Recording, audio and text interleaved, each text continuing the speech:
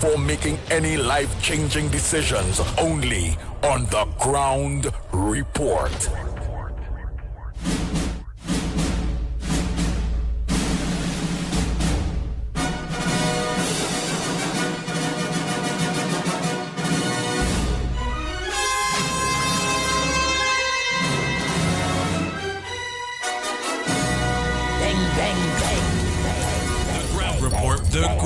The ground report. The government of Trinidad and Tobago is not closing down Petrotrin. The ground report. The ground report. I would think that there's been very clear that all the employees of Petrotrin will exit the company. All. The Ground Report with Andy Williams and Lennox Smith.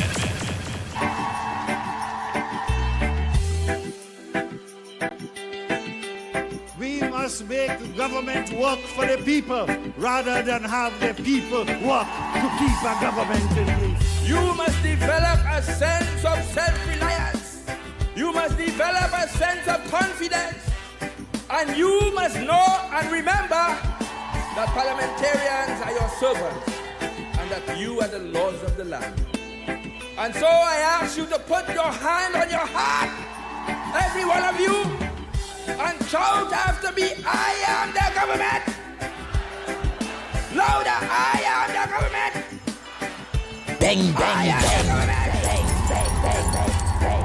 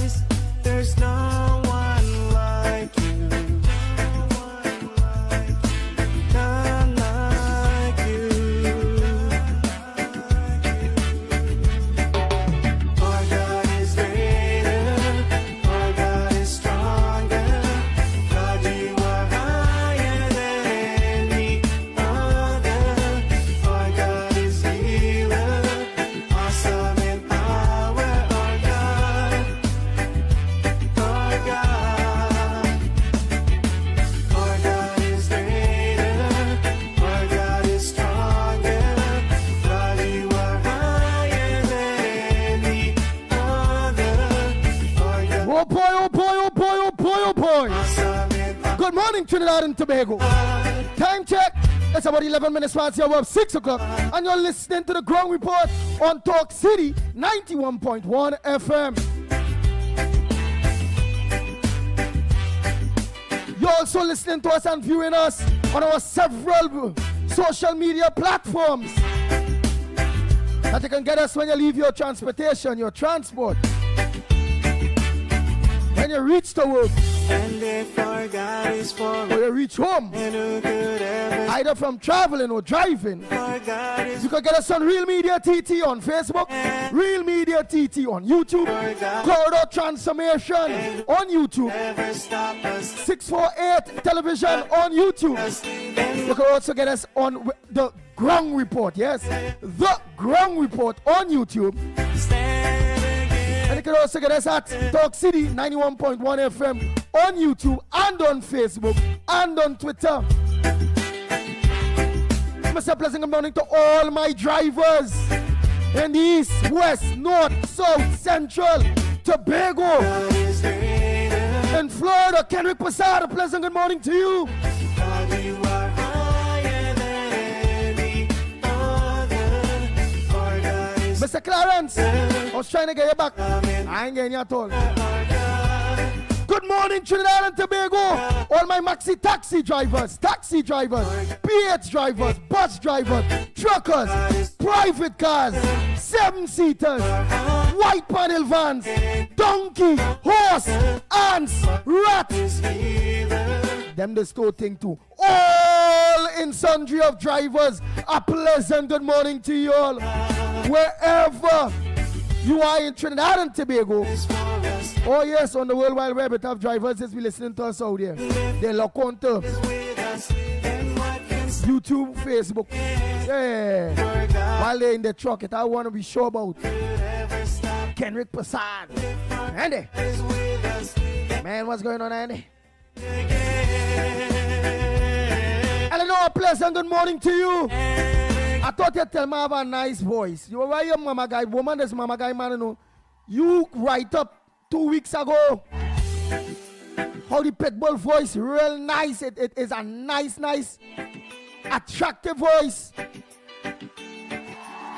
This morning you write about good morning to Hoxie voice, Andy. So my voice Hoxie. So where mama guy me for before? Bang, bang, bang. Next time, just be straight. Hey, your voice Hoxie.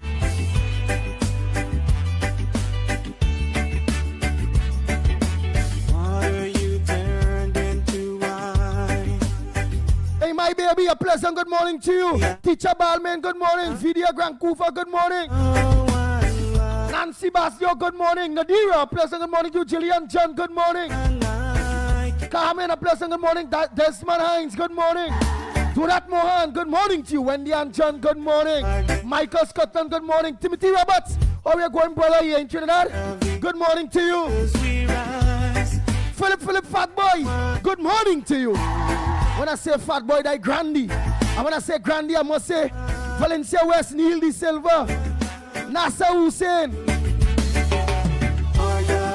Darren, Darren Mohan.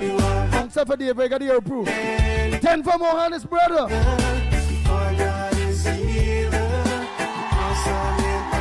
Hey, Peter Samlalson, good morning. Zabrian Ghani, a pleasant good morning to you. Dindiya Ramdas, good morning. Krishna, how we're going, a pleasant good morning to you. Denver Mohan, I don't call your name, your day. Carol Brown, good morning.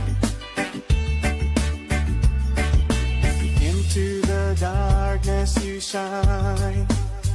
Carol. Elizabeth, a pleasant good morning to you. Richard Jamaraj, good morning to you all. Mala Sukhai, good morning. Afrina Mohammed, a pleasant good morning to you. Renal, good morning.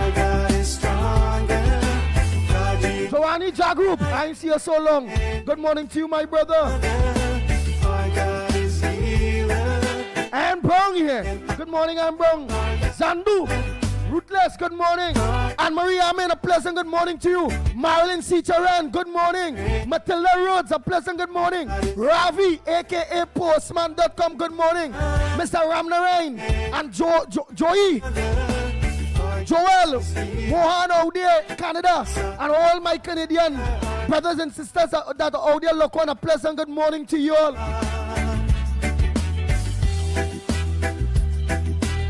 Mr. Ramnarain, son, Adesh, I ain't hear from you a long time, what happened? Bisnat Posada, pleasant good morning to you. Eleanor, I ain't calling your name at all. Oh, my voice, Oxy. And if our God is for us, then who could ever stop us? And if our God is with us, then what Jamila Khan, a pleasant good morning. Diane, our God is legendary. How we going, girl? Joyce Ram, good morning. stop us? And if our God is with us, Samantha, a pleasant good morning to you. stand against. Krishna Ramsukala, pleasant good morning.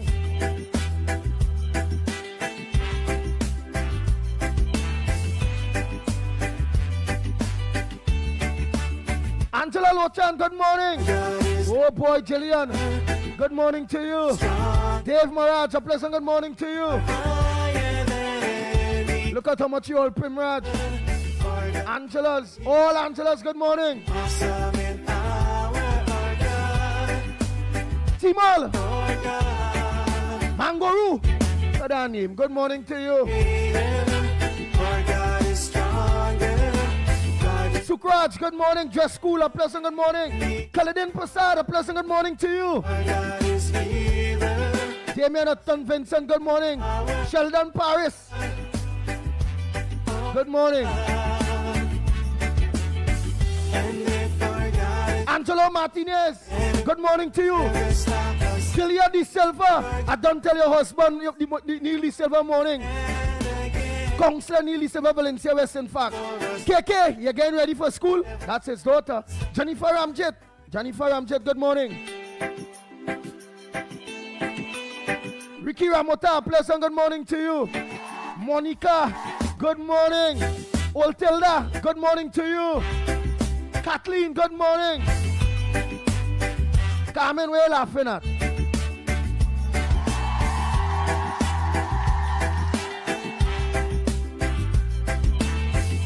Kaladin Passar out there in New York, good morning. Lenora Kamabach, a pleasant good morning to you. Donna Lewis, good morning. the eyes of So much all you. Ah, boys, it's 10:21. I tell all you, I will always only call all you out until 20 past. like you. Rupert Lal, good morning. Joel R. Hazel, I don't call you morning already, partner. To you and your wife, your daughter, always look on. Out of the ashes we rise. There's no one like you. None like you. Radhika, good morning. Sudali, a pleasant good morning to you, Rose. How you going, Rose? God is greater. Our God is stronger. Felix, Monty, good morning.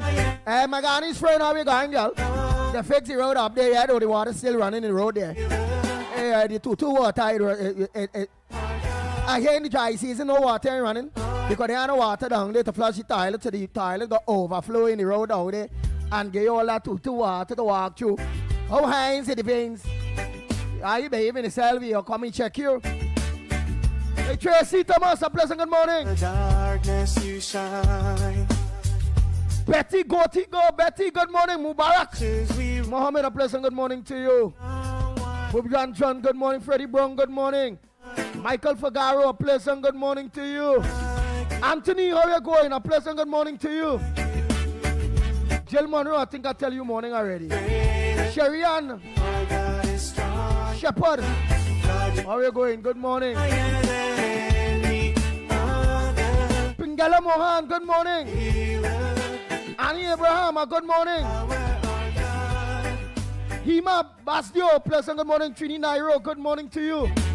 our God is greater. Our God is stronger. Laban, a pleasant good morning to you. Any Jail Tony Jail. our God, How the name is Jail, boy? You make jail or what? awesome in power. What the name is that? Jail Tony Jail. Our God, Mala, Maraj, good morning. Sukder, Duki, good morning.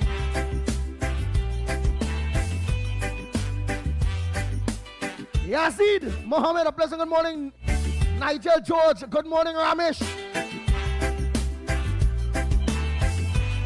Brother. And if our God is for us, Ragunanan, good morning to you. stop us. Navika Balkaran, a pleasant good morning. And what can Ann Brong, all of you, good morning. Ann Jackman, good morning. Way boy. Wayne Ramdas, good morning to you. if our God is with us, then what can stand against? Mahadio, good morning. Khan, good morning. Bro, good morning. Hey, Cyril, good morning so much. Gloria Escala. Oh my God, that's it in all. Joe thought I had to start one time. Imagine that. Our God is great. Not forgetting my brothers and sisters in Tobago. Tobago, a pleasant good morning to you. Scarborough, Bloody Bay, Canaan. Our God is here, awesome in power. Our God, Signal Hill. our God, That's what we're talking about. our God. Headliners this morning. Let me say a pleasant good morning to Director Snipes. A pleasant good morning to you. Pleasant good morning, Andy. Pleasant good morning, Trinidad, Tobago, and of course the wider world. Nice. And Lennox Smith. A pleasant good morning to you. Yes, indeed. A pleasant good morning to you as well, my friend. Are you hearing me loud and clear? Loud and clear in the east, Yes, west, indeed. north, Of and course, a south. pleasant good morning, yes, to those in Trinidad, east, west, north, south, central, our friends in Tobago, and wherever you are, streaming on the World Wide Web. Have a wonderful day, or the rest of it, so to speak, depending on your neck of the woods and what time of the day it is there. Of course, some people have been asking, well, why it is we pay so much attention to the callers and not, of course, introduce the, let's say, the presenters to the program first. Well, we firstly, we like to do it differently. Secondly, it demonstrates a measure of how significant you are in terms of making this program the number one that it is and must continue so to be.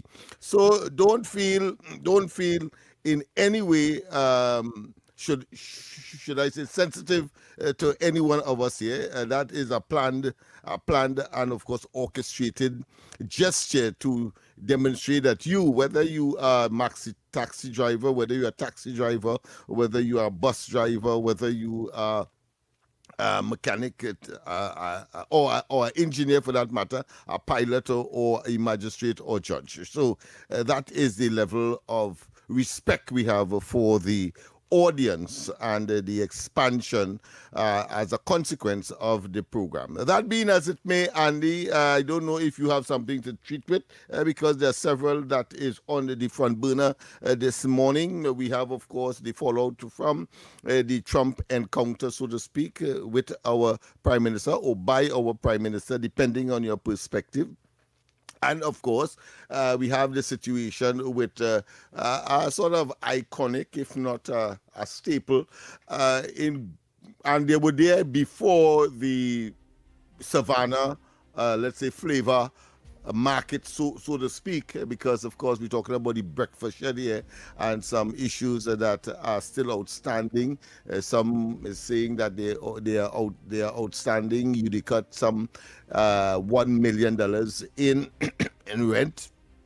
They are saying that So that breakfast shed, they are owed $6 million because of a promise made by Patrick Manning some time ago. So you understand how this thing is going. Lee Hunt is one of the spokesperson, a former minister of public utilities, I believe, even though his period was truncated by some difference in opinion between himself and the then Prime Minister Rowley.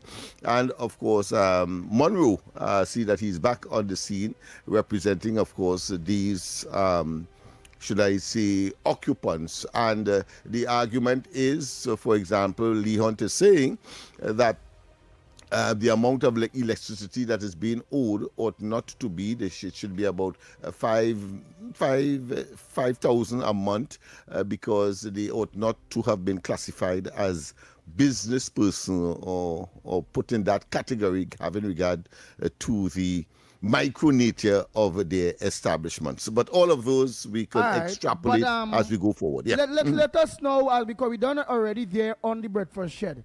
So we have a story now with the breakfast shed where it's back in the headliners based on the tenants and them there not paying their light bill and not paying their rent. Well, they're not paying their rent, yes. So there was the rent includes the rent. Of course, a legacy, or should I say? So the rent include their light bill and water bill, everything in one. Well, that appears to be separate because, if you're renting, you pay your light bill separately. So there's several things that are there. One, with respect to UDCOT aspect of it, they are saying that UDCOT renege on their responsibility to upgrade and to maintain the place. So sewer issues, etc., in terms of infrastructure or the integrity of the structure. That's one. And the other one is that on the UDCOT side, they're saying that, well, despite of that, you're owing $1 million thereabout, and we are calling upon you. Of course, the present authority that is responsible for that facility, I think it is under the auspices of the Ministry of Housing. So they are calling on the substantive minister and the ministers as well in that ministry to take note and to come up with some solution. But that has gone there as well. Yeah. It all boils down whether take note, whether this, whether that, or if it go. Just like AGC tenants, they're owing rent. And under the slack P&M, leave them to continue to owe rent. It is what it is. Because there are many people who have HEC houses who are in government buildings paying the government the rent. And it's very unfair that these people will work hard, save the money, organize, pay the rent, but have those, because it's P&M, or P&M supporters that don't want to pay no rent. The days for that done. What deal you're saying that Manning had with them? He deceased. Manning dead and gone. So if they get away now, that seemed to be going to court as well from the threat made by the Representative Monroe. He is saying that that is a valid matter that should be ventilated in the courts. So, and of course, I'm sure that there will be affidavits and so on supporting that from the vendors, so that there is an arrangement where every cook or every chef was supposed to get, I think, $600,000, and I suppose that would have been part and parcel when they were moving to move them from there. Initially, remember, there was a move under the last administration to move them from there. But half of them done dead out already, and Manning never live up. And Rowley was in power for a whole 10 years, and them chef and cooks didn't know in that 10 years that to hold Dr. Keith Christopher Rowley and paying him to account for what is being owed. Just like the teachers union and everybody who did not and avoided holding the former government to account because they afraid that bald-head demon you call Dr. Rowley. But well, the CEO has made it very clear on that matter, and of course, sending a salvo to the Police Welfare Association and the labor representative of the fire service as well, I believe, and any other who would have accepted the 5%. That 5% is 5% because your representative have accepted that. However, there is a matter that is still in the realm of discrepancy or understanding as far as the PSA is concerned, because the 10% part of it would have been paid, but the government and the CPO appear to be insisting that part of that back pay should be in the form of non-cash matters, and it will include, and I think is a very good deal, it will include, of course, people may have mortgages for agency, for example, that could be addressed. You have, of course, the persons who may have vehicle matters as well, that could be addressed, and a number of other unique but government-focused areas where outstanding taxes, for example, all of that could be addressed in the non-cash aspect of the negotiation. It is still, of course, ongoing. Nice. So people have to keep their labor leaders and them accountable. Who don't sign 5%, take your 5%. Who sign 1%, take your 1%. That like the Chinese Teacher Association, man, look, he get vote out. He signed off 10 days or 15 days before election.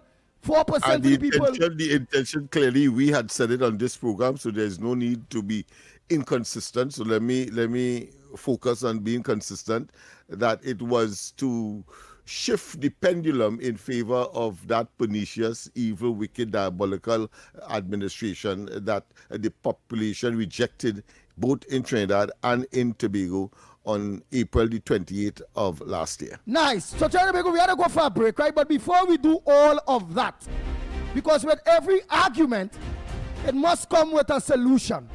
And at the end of the day, yes, the people don't like the last former government at all. No, they don't. That was wicked to we. They ain't make no black people, no millionaires, except Rowley and who black close to he. Plain talk bad manners, they ain't pay public servants no money. They ain't raise old people pension. Nearly $1 trillion spent.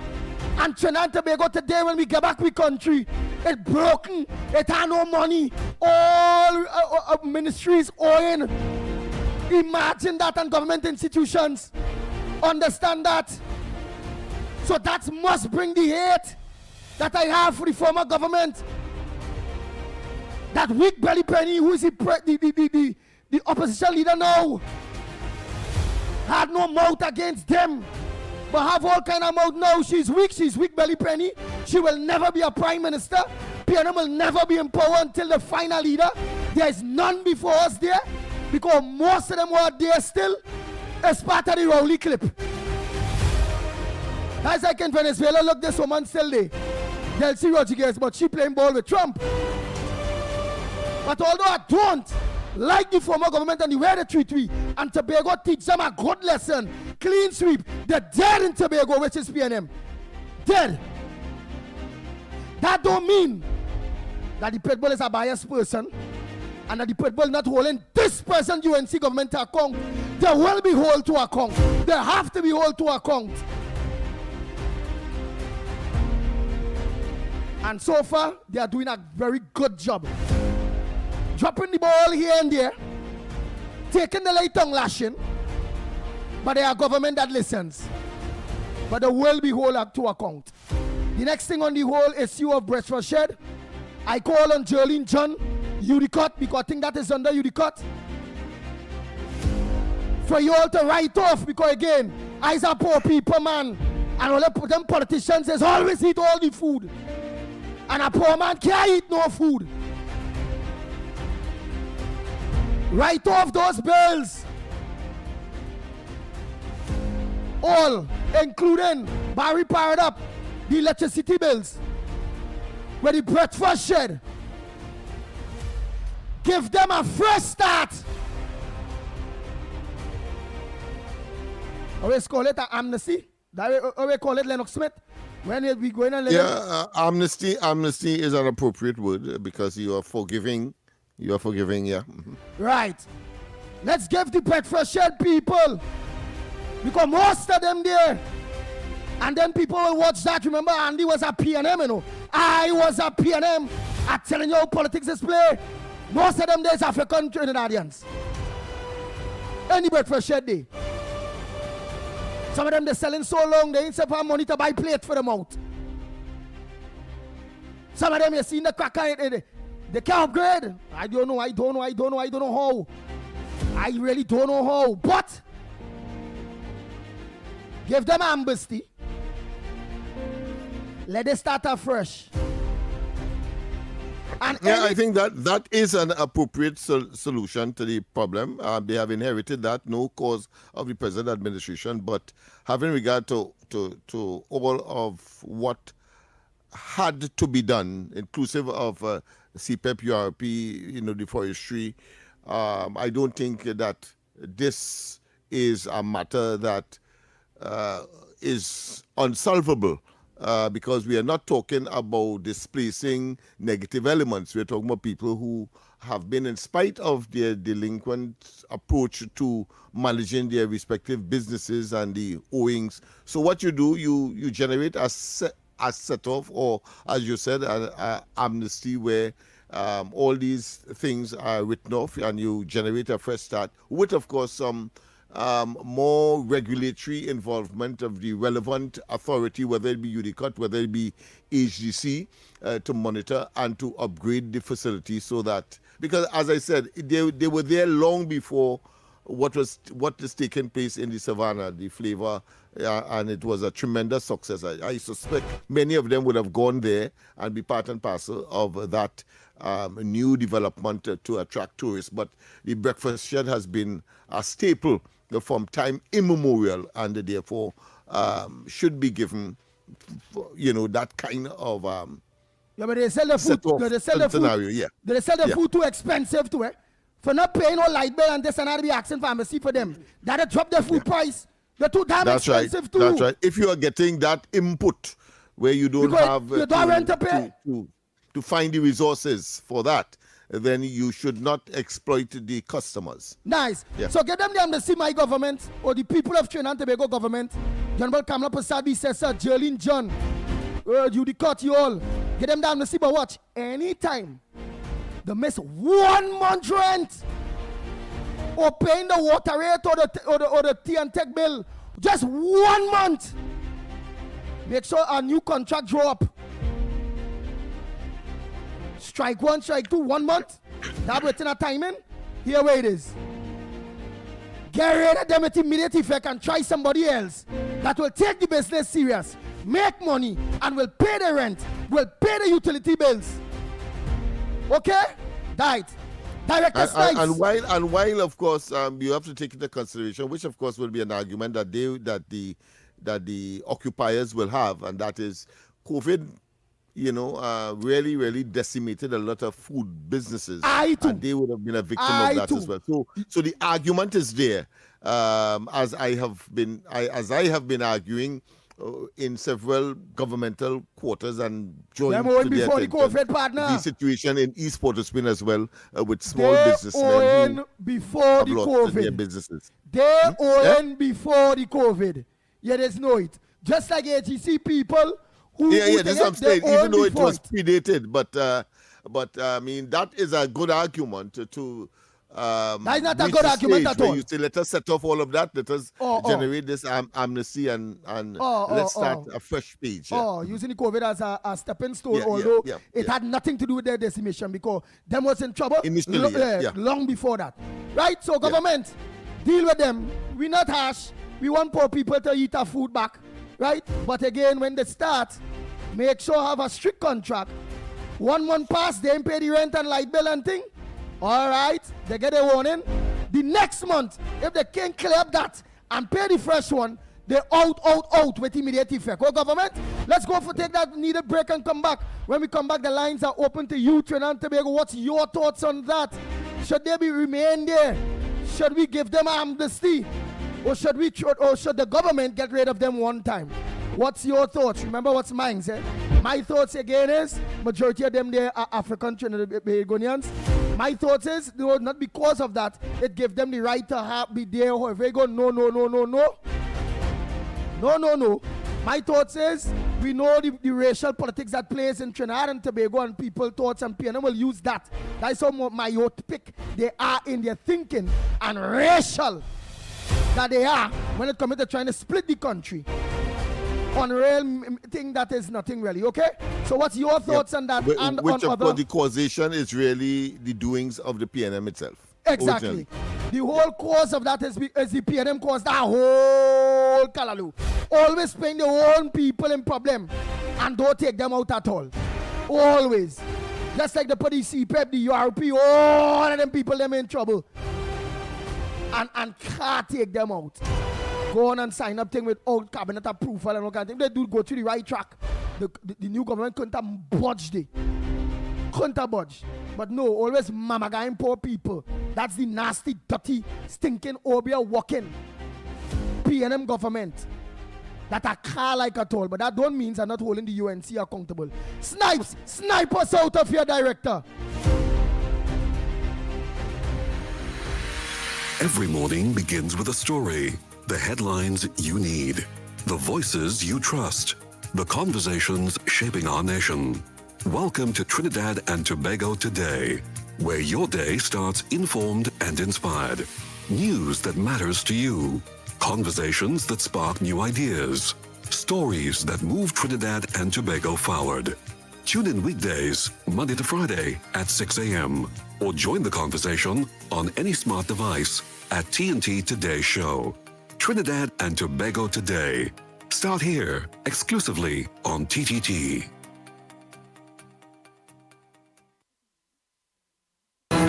If it matters to you, it matters to us. We report the news, real stories in real time. TTT News, nightly at 7. TTT News, committed, accurate, relevant. Imagine a gender-equal world. A world free of bias, stereotypes, and discrimination. A world that's diverse, equitable, and inclusive. A world where differences are valued and celebrated. This March 8th, in recognition of International Women's Day, Talk City 91.1 FM proudly launches Women Who Lead, a powerful feature highlighting dynamic women who are breaking barriers, leading with purpose, and shaping our nation's future. Tune in to Talk City 91.1 FM starting March 8th for Women Who Lead, because when women rise, we all rise. All you ever notice how water is part of everything we do? From singing in the shower, to washing the car, to cooling off after a long day. Here's a friendly reminder from WASA. Before you move, before you relax, before you enjoy the day, pay your WASA bill. It's easy to do. Pay online anytime at wasa.gov.tt. Visit a WASA customer service center. Use the self-service kiosk or pay at authorized partners like Western Union and commercial banks. Water is life, and we're evolving to serve you. Join the evolution. Pay your bill. This message is brought to you by the Water and Sewage Authority. Your stories, your communities, your country. TTT News is everywhere, on the ground, across Trinidad and Tobago, and on every smart device. When it matters, we're there, reporting the news as it happens. Because your world can't wait. Your world moves fast, so do we. TTT News brings you the people, events, and issues that matter most. Stay informed, stay ahead. TTT News, every night at 7. TTT News, committed, accurate, relevant.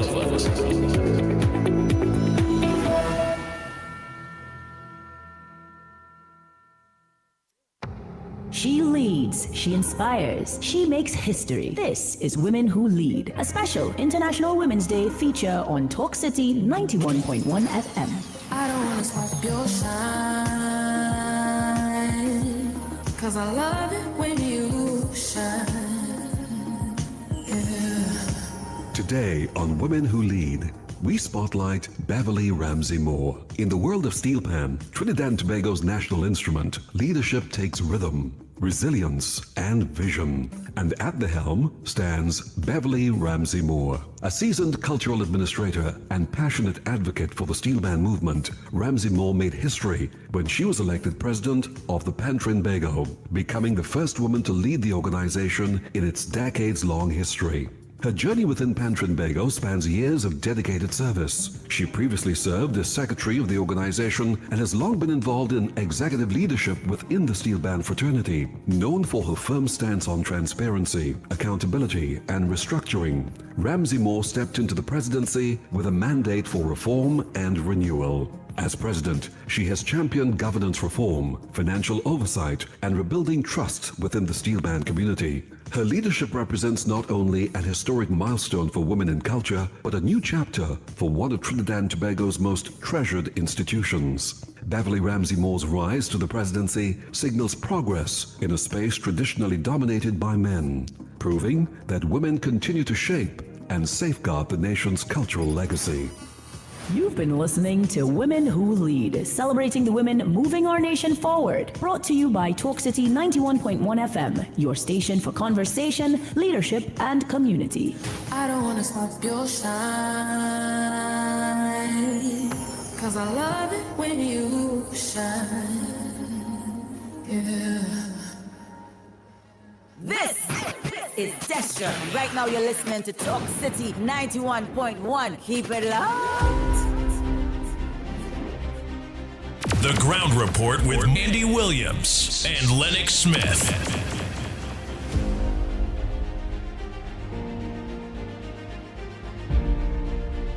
My co-host will guide me accordingly, but again, I is a serious man. And I like truth.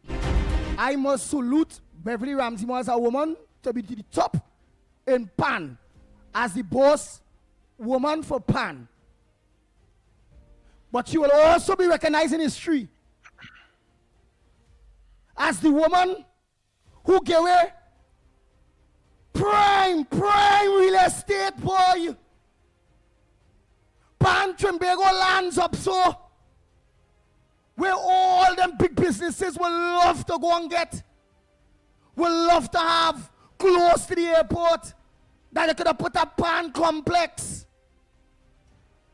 They could have all kind of a mall, a gas station they could have put there to go to squeeze in the PAN people and tongue by a 2x4. That woman, Tobago woman, Beverly Ramsey Moore, in the Pitbull book, hail to her as being a woman and she on top. But she will go down in the history of making the worst decision ever when it comes to PAN Trimbago and PAN players. And what called real estate and money, knowing money. The worst. Who vex loss. I do business who congratulating.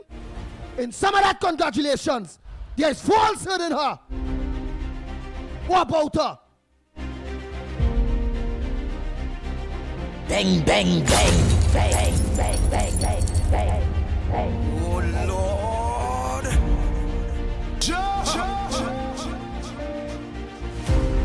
It is what it is.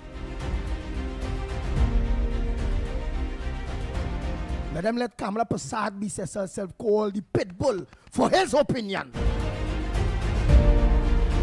Bang, bang, bang, bang, bang, bang, bang, bang, bang.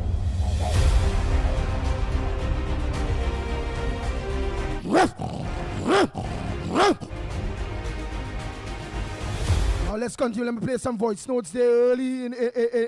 I don't know if it is Lennox Smith want to put in anything in that, but he don't. It's up to here. But that's my opinion, and I have all right to my opinion. But let us sell me about nobody so great. Great. That is one of the dumbest women I ever met. No. I simply is in agreement.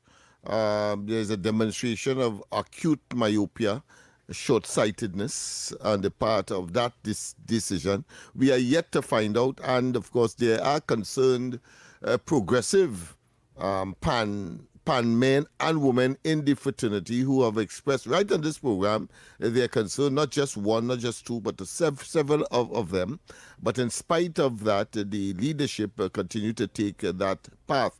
And then, of course, we learned that the current office, for example, is owned by a former government minister, suggesting that there is some kind of something that is untoward. I'm not casting any aspersions except what I've just said, and to accept the former post office central office on Rice Road as an alternative to that 14 acres, I believe, if it was 7 to 14 acres. All that land, boy, off the highway. In prime developing, progressing area, meaning that it's close proximity, just over the highway from Twin City. Oh God! Yeah, I think it is a monumental shame. But I want to say this: I don't think all is lost, because I'm sure that they would reconsider now that the previous administration is out of office, because that was supposed to be given up for some kind of cricketing facility. But I'm sure that that is no longer the case, and therefore she probably could salvage, or the executive of the Trinbago could come back to this government, because it was a UNC government that gave it in the first place, and then of course revisit that entire plan and that entire decision. Yeah. Madness. Look at that now. So close to the airport, boy. Way. Look at that land. And that same Beverly Manzimo. That same Beverly woman. Show away all that land, boy. Where the hell, boy? They really say black people is, boy. Tobagonian ain't so stupid. I don't know if she really is a Tobagonian. Under all seriousness. Where's she born? She's a Trinidadian or a Tobagonian? Because I know Tobagonian people know value on land. What we know is that she's a Tobagonian, because one of her focus is taking part of the PAN activities to Tobago during the carnival season in particular, except of course for the unavailability of efficient transport on this occasion. But she did it once, and nothing wrong with that. But to have Tobago share in the development of the PAN, but at the same time, those kinds of decisions certainly does not augur well, not only for the decision-making processes or thinking or thought patterns of the leadership of PAN, but it simply is retrogressive. Well, no next Tobagonian.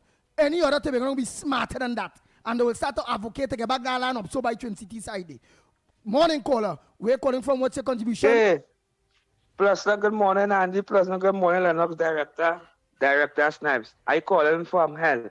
But Andy, I like how you bring up that issue there with the breakfast shed, because for the last 9 years plus, P&M, quote-unquote, is saying that black party. What you plan them who's selling down by the breakfast shed down there?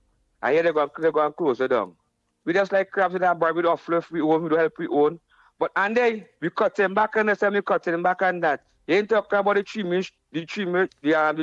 whatever in Tobago, with the extra money they spend across there, and take people from across to go across to have a time, and people working out there hard 3 weeks now, people can't get paid. We are dealing with the issues because I believe that was me and tell me the blacklist me and blowing black smoke and me no come and use something politically wrong, and I fight and toil, But that's all the ball Andy for Grandy. And rolling and getting tear gas, and all of them kind of thing there. I come out and talk about me not suffering in silence by Andy, but you know what's going on too. I try to help all the black brothers and sisters out there. And don't talk about the breakfast shed, talk about the issue that's happening now. All right. I look to and listen. I going out there. Bless. Yeah. Thank you. What did you say a praise for the morning? You say a praise? I like a taxi driver, I used to work taxi, PH vehicle and thing, I like, when you come out, based on how you catch it, your rest of your day is go good. Yeah, based on how you catch it, your day is go good. I don't know how I catch this. The first passenger I catch in the morning, KFC. I had to see how this day go on this program this morning. How Almighty God. Well, he might be know what he's doing. God. We have a call. We have a caller. Oh, we lost it? Oh, okay. Go ahead, Andy. Yeah. Lennox, and you always say God knows what he does. Why he give me my first fish for the morning, KFC? Why? Why God do me that? There's a saying that all is well that ends well. And of course, there's also a saying that says that sometimes, you get what you ain't looking for. Right, so take it whichever way. But that question of the TSTT matter and the expenditure for that retreat, the TSTT administration is saying that is not the amount. I think it's $500,000. I believe nearly $500,000 for $100,000 and counting. For that retreat, and they're saying that in those circumstances, and in the fact that the telecommunications union is engaged in discussions for increasing wages, then of course that is profligacy, waste, and abuse of the resources of the company. Yeah, that wickedness. Yeah. But they have said it is 60% less. Even though they didn't give, or they are yet to give, I should say, support documentation, that is, to the media, so as to verify whether or not their argument is so, or somebody TSTT management and them and directors them always since PNM time doing what they want. Remember they sell out TSTT parts of TSTT, all kind of thing, and get a where's called our company? This man Rowley partner was the chairman. To Massey Communications. Massey Communications was purchased by TSTT when Elias was the chairman, and said in no uncertain terms to the in a joint select committee, listen, you can't tell me what to do. The cabinet can't tell him what all to that do. money For over $250 million. Yes. Sniper said that news there, the best news in Trinidad and Tobago. TTT.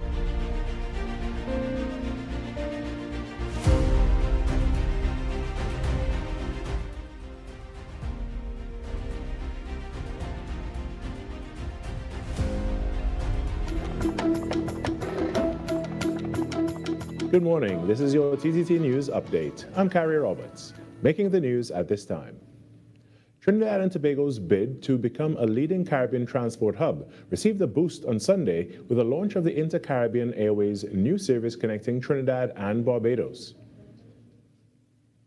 Just a month after Winner inaugurated its route between Trinidad and Tobago and St. Martin, another regional carrier, Inter-Caribbean Airways, has officially launched a service between Trinidad and Barbados. Minister of Transport and Civil Aviation, Eli Zakur, noted that Inter-Caribbean already links more than 20 destinations throughout the region and said this expansion signals growing confidence in TNT. Just over a month ago, we gathered here to welcome another airline to our shores with the launch of a new regional air service to Trinidad and Tobago. Today's event continues that positive momentum and reflects the growing confidence in our country as a gateway for Caribbean travel and connectivity. Founder and chairman of Inter-Caribbean Airways, Lyndon Gardner, expressed the importance of Barbados, Trinidad and Tobago route to the airline. Trinidad and Tobago is the largest economy in the English-speaking Caribbean, the largest oil and gas producer in the region, a financial center with an educated professional workforce that moves constantly across the Caribbean on business. Energy executives, financial services professionals, engineers, lawyers, consultants, these are not leisure travelers with flexible schedules.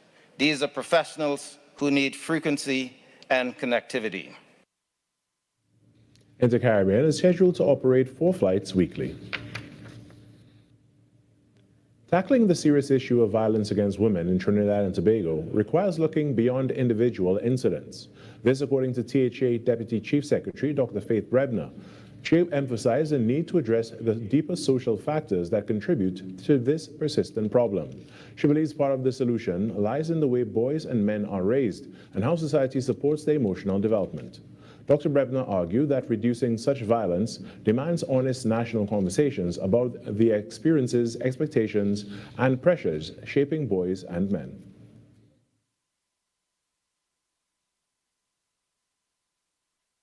The statistics show that most times violence against women is perpetrated by men, which means we need to start having deep, honest conversations with our boys and men.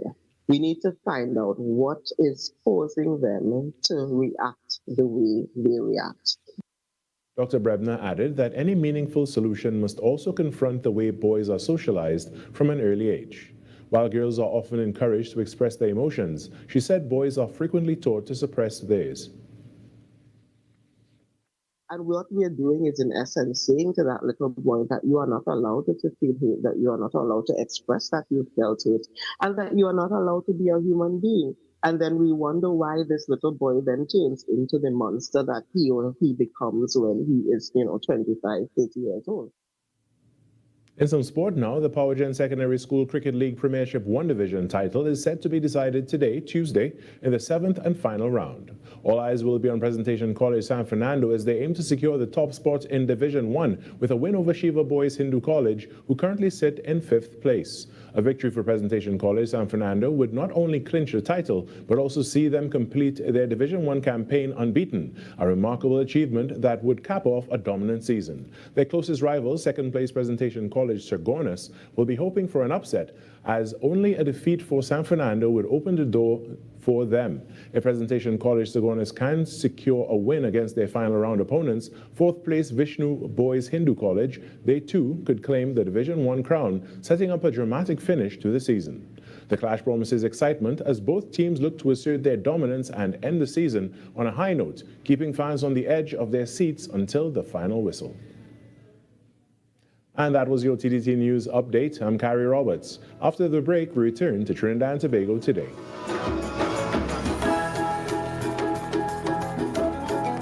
Wake up to the issues that matter most on the Ground Report. Join Andy Williams and Lennox Smith every morning from 6 to 9 a.m. for real talk, real analysis, and real perspectives on the stories shaping our nation. News, current affairs, and voices from the ground, unfiltered and unapologetic. That's the Ground Report. Weekday mornings on Talk City 91.1, where the conversation begins.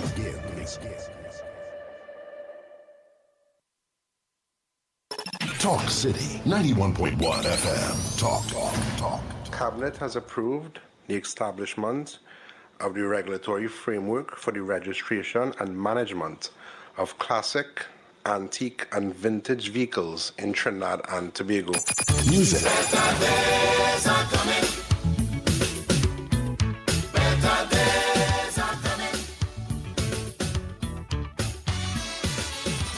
Culture. We are now in a state where I can now proudly announce that our gas production will increase by a significant amount given all the various projects that are now expected to come online. Engaging conversations, latest news, our music. This is Talk City 91.1 FM.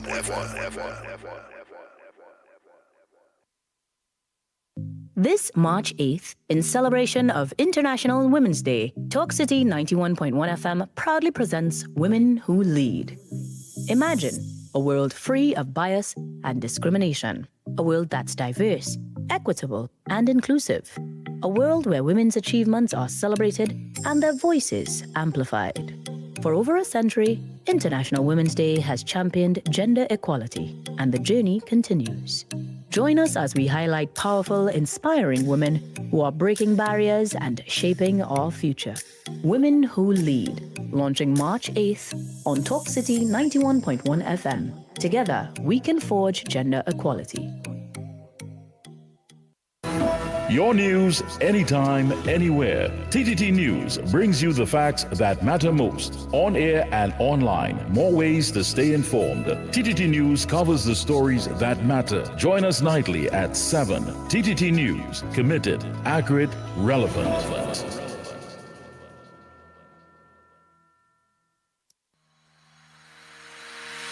Every morning begins with a story, the headlines you need, the voices you trust, the conversations shaping our nation. Welcome to Trinidad and Tobago Today, where your day starts informed and inspired. News that matters to you, conversations that spark new ideas, stories that move Trinidad and Tobago forward. Tune in weekdays, Monday to Friday at 6 a.m. or join the conversation on any smart device at TNT Today Show. Trinidad and Tobago Today. Start here, exclusively on TTT. Talk City 91.1. Bigger, bolder, and more powerful than ever before. A brand new era of talk radio is here. This is Destra, and you're listening to the Ground Report on Talk City. Keep it locked!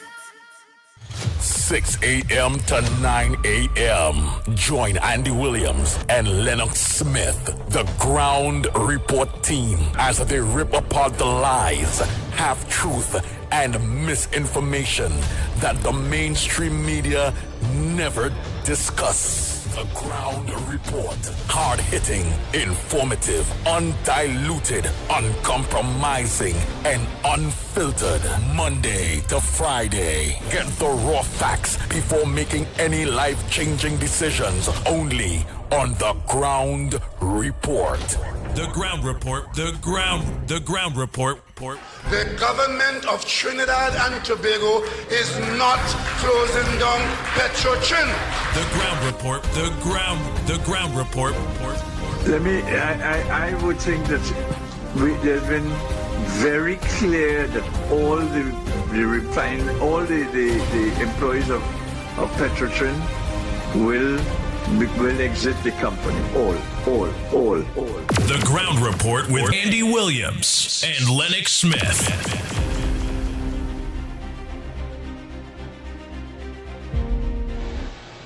Good morning, Andy Williams, Lennox Smith, and Director. Andy Williams, I was watching a joint selection committee meeting yesterday, and I saw my buddy, our friend, the Alson, sitting in the back.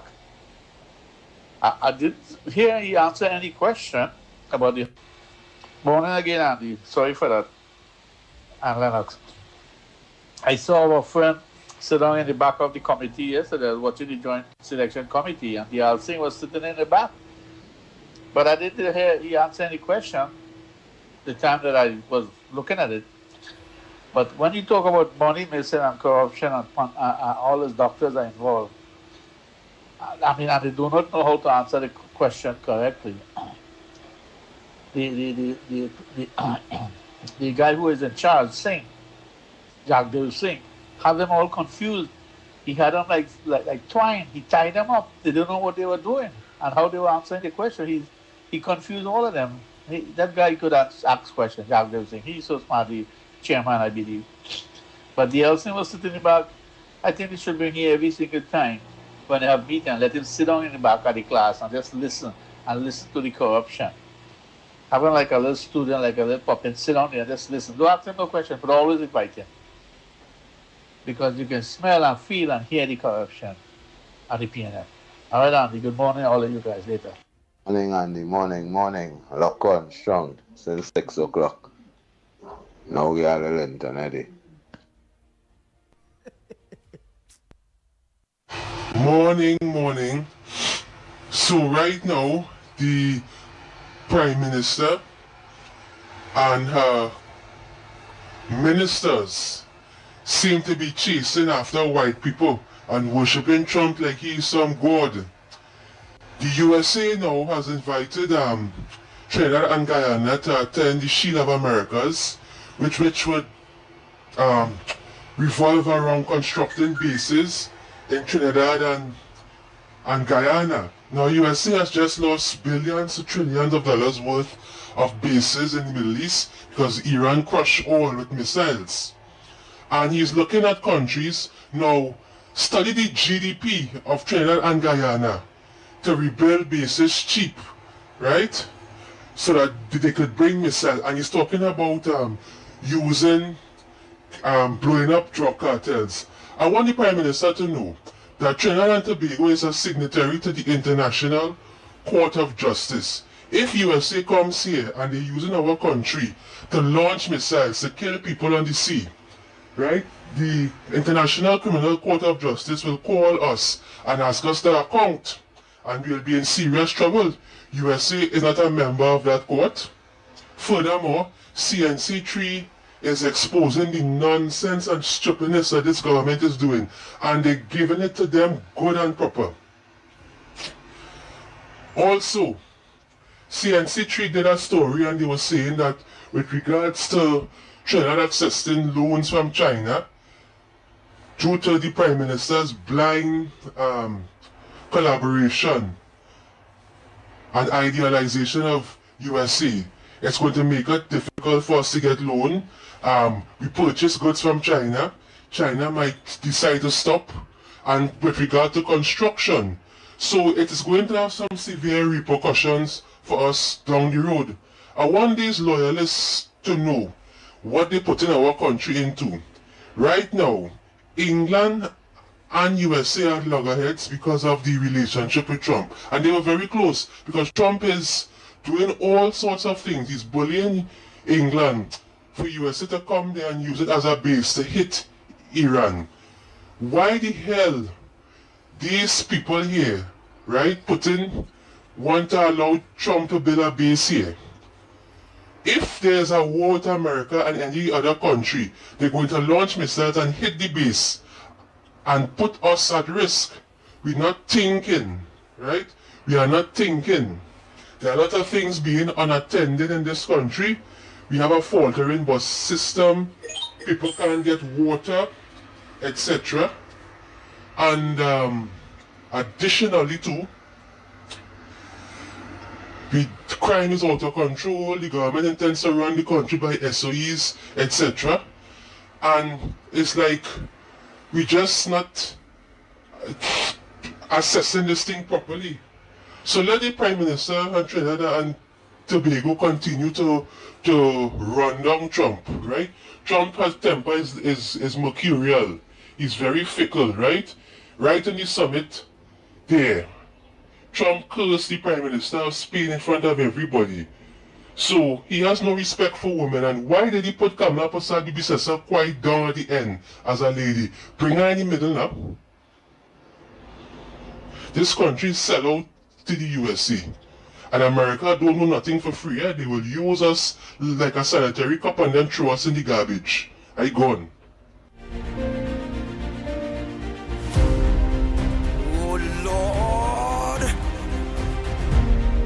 Lennox, you hear anything about we as a base here? Because we need to clear up that if it so Trinidad and Tobago signed to be a base here to launch rockets to kill people. Listen. The entire shield of the Americas has to deal with drug cartels and the havoc that they are wreaking in the respective countries.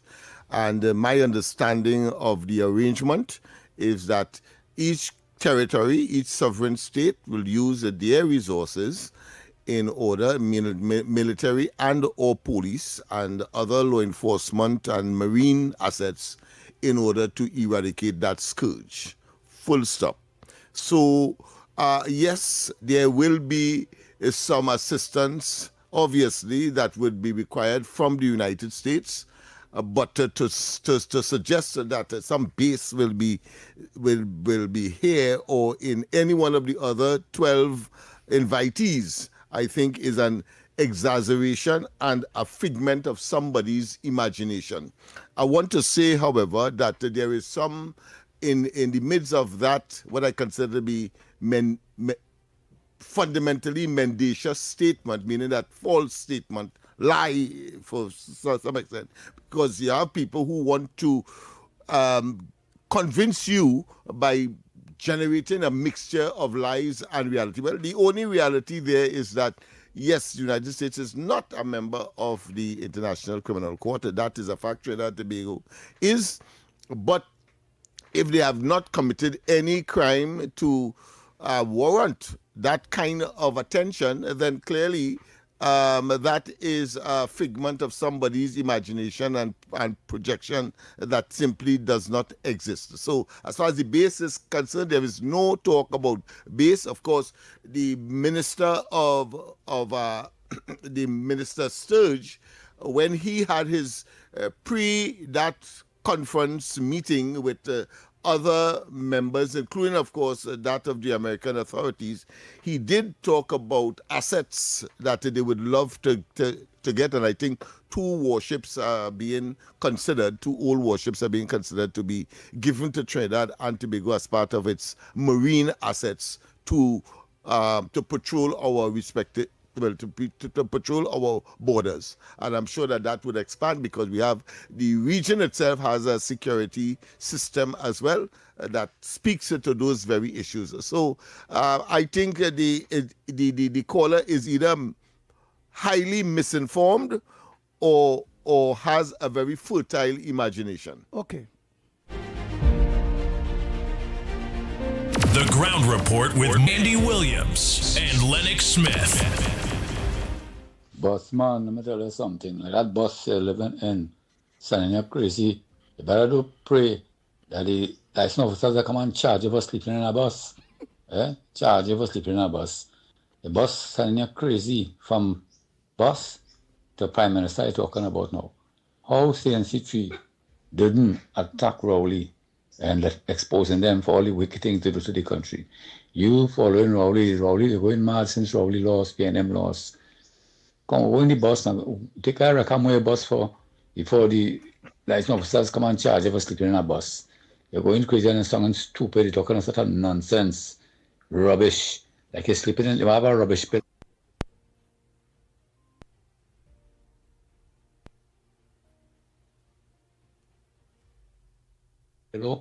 Your pillow make out of rubbish. That when you rubbish, you talk when you get up every day. Since when you know about the government doing, from this and from that, my foot. You're that way your boss for to blow it up. You stupid fool. Stop talking now. You only sleep talking more rubbish than you only dumb could hold. Good morning to the magnificent tree. Boy, I listened to that boss man talking, and I said to myself, brain had to go with looking. So I don't know how that man looking. He make me remember he looking like a fella from Lavanti who I know and all you know. Brain does have to go with look. Look at you, Mr. Lennox, for instance, you use a real brain man. You don't look bad. Brain had to go with look. Andy don't look bad. Well, I don't really look at the sniper so much, but somehow his voice sounding alright. So somehow, don't study Bossman, man. Bossman brain is just like he look. Yeah, the other thing I have to say about it is that in this life, for me, it have no rights. Because since man sinned against God, God take away all rights from man. That's why I live in my life without rights. Because I could walk out in the morning day and I gone. And when I gone, where my rights gone? We people in this world come like walking dead. Because you could be going on the road and you never come back home. You could go on the beach, you're drunk and never come back home. An accident take you there. It's wrong for man to kill man. Because God said, thou shalt not kill. And then he say you could kill a man in defense of yourself. Right? But otherwise, why you have to afraid of SOE? Why you have to afraid as a loan bill? All them things is just to help you live longer because just now you gone. So me I have no fear about no rights. I live in my life normal. I for life forget my rights. And that's what I living with. Yes, gentlemen. Okay. Good morning, Andy. Good morning, Trinidad Tobago, and everybody in church. Andy, good morning, man. I feel you, man. I feel you. This man first thing come on the program KFC. KFC, we really don't want to hear you. You bring negative thing in the program. These are godly program. This program is for people, sensible people, talking and give a good contribution. Not with your nonsense coming every day. I don't want to hear you, man. You're sickling me, man. You know the Bible says, a man does not work, shall not eat. Right? You can't blame somebody else for your problem. And we can't help you with that. And then nobody can help you, but keep calling the man for what? When you're harassing the man for what? Great is the PNM. After $1 trillion, Trinidad look at trillion times worse. Again, great is the PNM. William, good morning. Andy William, the boss man needs to get a life. The man is calling our Prime Minister a slave, running after white people. And this was he really come to know that Gallagher, come on, Andy, man. Andy, you can't play in this man mess with. This man is talking like a real miscomplete. The woman is doing what's right for the country. Did you not listen to the joint committee meeting yesterday that the corruption the PNM was in and how the party and all this friends and family were eating out of the top? I mean, it's Gallagher man to listen, man. This man to hear to see. This guy like a blind man. He will chase the PNM behind no matter what they do. Tell him get out, call it Prime Minister running behind white people. What kind of jacker? I mean, sorry. One more thing, Andy. Tell that man, that boss man here, that CNC3 is not a television station. That's a CNC3 is not that's a PNM station. That's a propaganda station. They only spill propaganda. So CNC3 is propaganda station. You need to call out the propaganda TV station, CNC3. Andy, I tell you, boss man is a fool. Sorry for using the word Gallagher. That man is that. The US had a base in Trinidad. I used to live next to the base in Freeport. US already had a base there. Okay, my dad worked in that base with the white man. So, come on, dummy. You don't need nothing. When you're on the ride the bus, or maybe you have a bus and let somebody ride your bus later. Good morning, Andy. Good morning, Lennox. Andy, I'm feeling hurt. I had to come out and talk and let off my chest and deal with the truth and equal rights.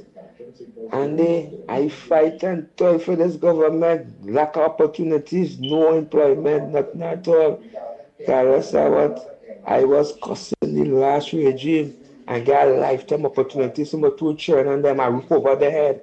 And people who I fight and toil with, who I thought was my family, they're not my family.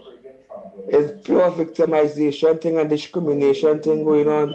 Because I come out and say something politically wrong and there's some wicked callers and texters who listening, cutting out tape and sending to the ministers. The number one caller, all of them are flipping the people and building the people be like crabs in a barrel, eat a full, hungry mouthing and fighting on our own black brothers and sisters. I calling on the black ministers and them in the UN city, trying to put all the black brothers and sisters, Julian John and Roberts, Philip Watts, all there. You come across from the PNM and the minister now, and you're helping out PNM people, you're helping out the UNC people. I know what's going on. I know the attack. And that's what I like the honorable Prime Minister for. Everybody can like you. You don't win a doggy world by wickedness going on by special cares. You sweat tears, blood, and chant burn down the last regime.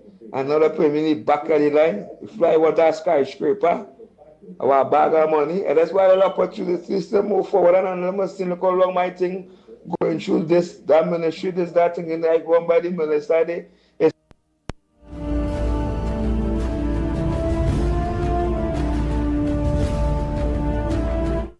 Morning, caller. We're calling from what's your contribution on the Gong Report? Hello. Go ahead, Beulah. Andy, good morning. Yes, good morning. I'm watching earlier on TV here. Yes. I just want to tell the boss man he can stay in his lane. How you could talk about my prime minister like that chasing after a white man, Trump? You're fast and out of place, and clearly we could see the racists in all your people. Clearly we could see the racists in all your. Why would you say something like that? When the lady meeting with Trump at Better Trinidad and Tobago and talking about radar and thing. You know why a little body radar here and if she allowed Trump to build Lennox, how they call it, for like soldiers to be here? Base. You know why a little one that a base. You know why a little one that here? That is why all you fidgety and all you jumping all over crazy. Because all you want the crime to continue and all you want the lawlessness to continue. That is why Bossman going crazy. Because Kamala is with Trump, whereas with Rowley and Maduro it was a drug cartel. Compare the difference if all you boys enough and smart enough to Patricia Reed and all you. We could read between the lines with all you. That is what all you want, right? And for the last thing for the inquiries, I want to say congratulations to Jack Dave. You're a boss. You're a boss. But at the end of the day, you see all these people who went with all our money, all Trinidad and Tobago money, they have to go get a jail. They have to be in handcuffs after all these inquiries that go to the parliament. Somebody have to be arrested. And starting from Rowley, come down. This is no fun and joke kind of program thing here. This is about facts and not fiction. This is about debating these wicked PNM who does be calling in and sending voice notes. You have to debate them and ask them, tie them up with their own words. You understand? This bossman cannot come here and KFC them cannot come here. 1 minute they're contradicting this, every next minute they're talking this. Hello, I am very smart and I just read between the lines because I just listen very carefully and there's nobody coming from and where they go in. Okay, Andy. Thanks. Thank you very much. Let's continue Trinidad and Tobago. Oh boy, oh boy, oh boy.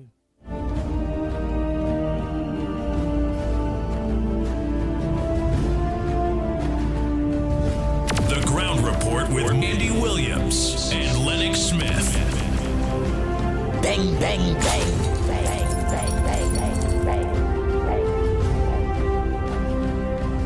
Good morning, caller. We're calling from, and what's your contribution on the Ground Report this morning?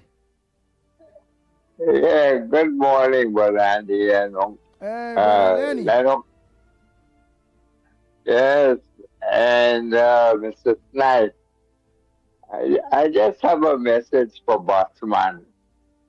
You know, there was a guy, he went to England and he left his wife somewhere in Princestown. And he was sending money for her. And when he came back, she had the next man. And from that day, he was a trumpet man. He blew a trumpet in front of the library for the rest of his life. So apparently, a busman must have horned him. So he needs to get the horn from a bus and go and stand by the library corner and blow that horn until the Lord is ready for him. And as far as the Prime Minister is concerned, she was given the keys and honored in the city of Fort Lauderdale on Sunday. I don't know if you all saw it. And it was no Prime Minister from Trinidad was ever given that reception ever in the United States. None. And I don't know if you saw that clip comparing me mostly with the Prime Minister, where David Nakud, he didn't agree with her supporting Trump and Iran. And that's one of, I think it's her senators, I believe. And she congratulated him for being an independent person. Unlike Mia Motley, where one of her senators disagreed with her, said something that Mia Motley didn't like, and she fired her. She fired her, Andy. So that's the big difference. So that was my little contribution this morning, but I'll talk to you all. Have a pleasant day, brother. All right, thank you. Oh boy. Wow. Next caller. Last caller before we go for a break and come back. Go ahead, caller. Go ahead, Kunji, COP. I don't know. Go ahead, COP. Just, I don't mind you call me COP, Kunji. You can call me even Chupidi too. Just don't call me PNM. Just don't call me PNM. I think that would be the most insulting thing you ever call me. But good morning to you, Andy Williams. Good morning to you, Lennox Smith. And Mighty K, good morning to you. Nigel Snipe, good morning to you. You know, Andy Williams, I have been listening and I trying to understand. And I know some people might vex for what I'm saying here, but it doesn't matter. I believe I'm an independent guy. I have been here, KFC, asking for assistance 6 months now. 6 months and 17 days. 8 hours. 6 months, 17 days and 8 hours. I have been here in KFC asking for assistance, for representation, for some type of opportunity so he will have a better life for his wife and his 2 children. And in the Republic of Trinidad and Tobago, I want to ask you ministers them out there, you all don't listen to the ground reporter? Why you all don't listen to the ground reporter? Is it because you all in office or you all don't care about the ground reporter anymore? Because the callers and them UNC callers and them calling and asking for assistance, and you all not acknowledging them. What are you saying to KFC? To leave the UNC and do support we again? That is what all tell. That is what all saying. Why it is none of you all contact this brother yet and ask him what is the problem and try to represent him? Why it is only allowing the UNC callers and the UNC activists and them to be frustrated and call the radio station, call the television station to say things about the UNC? I wouldn't blame them for saying that. I will blame you guys for abandoning the people and them that give you full 100% support. And you all not supposed to vex with me for saying that. Because the people them work hard. They represent you all. Let me tell you something. I want to say this. The opportunity KFC get from the People's National Movement for the rest of his life by getting that house so that the children them go rest their head. And he had opportunity and he had a good reason to support the PNM. But he don't like the PNM. He prefer the United National Congress. Why you ministers don't prefer him? And why you ministers don't appreciate him? And stop him from doing what he's doing every morning on national radio? It's because you all living a fancy life now and all you working. But think about the people that not working too now. I am a supporter of the United National Congress. I am a supporter of Kamala Prasad Bisesa. But I am asking myself, what's wrong with you ministers and them? Especially ministers and them that meet these people and them on the ground campaigning time. Is it respect to abandon people who share the same interests of you all? That is abandon, that is neglect. And the Honorable Prime Minister should discipline all some of you all for that type of behavior.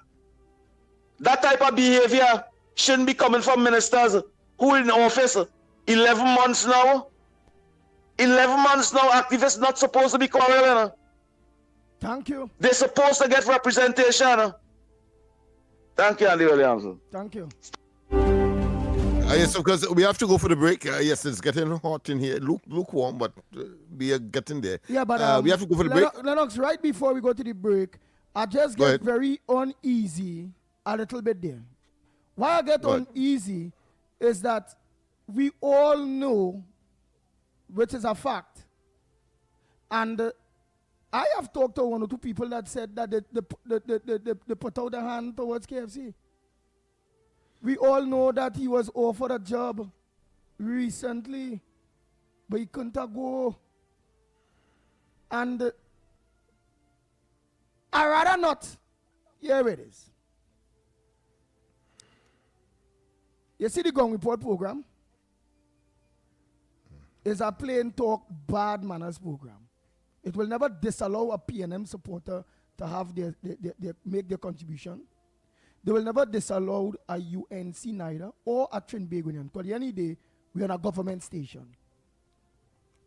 But when things not coming across accurate, truthfully, and technically putting blame to people of not wanting to assist or not giving that assistance,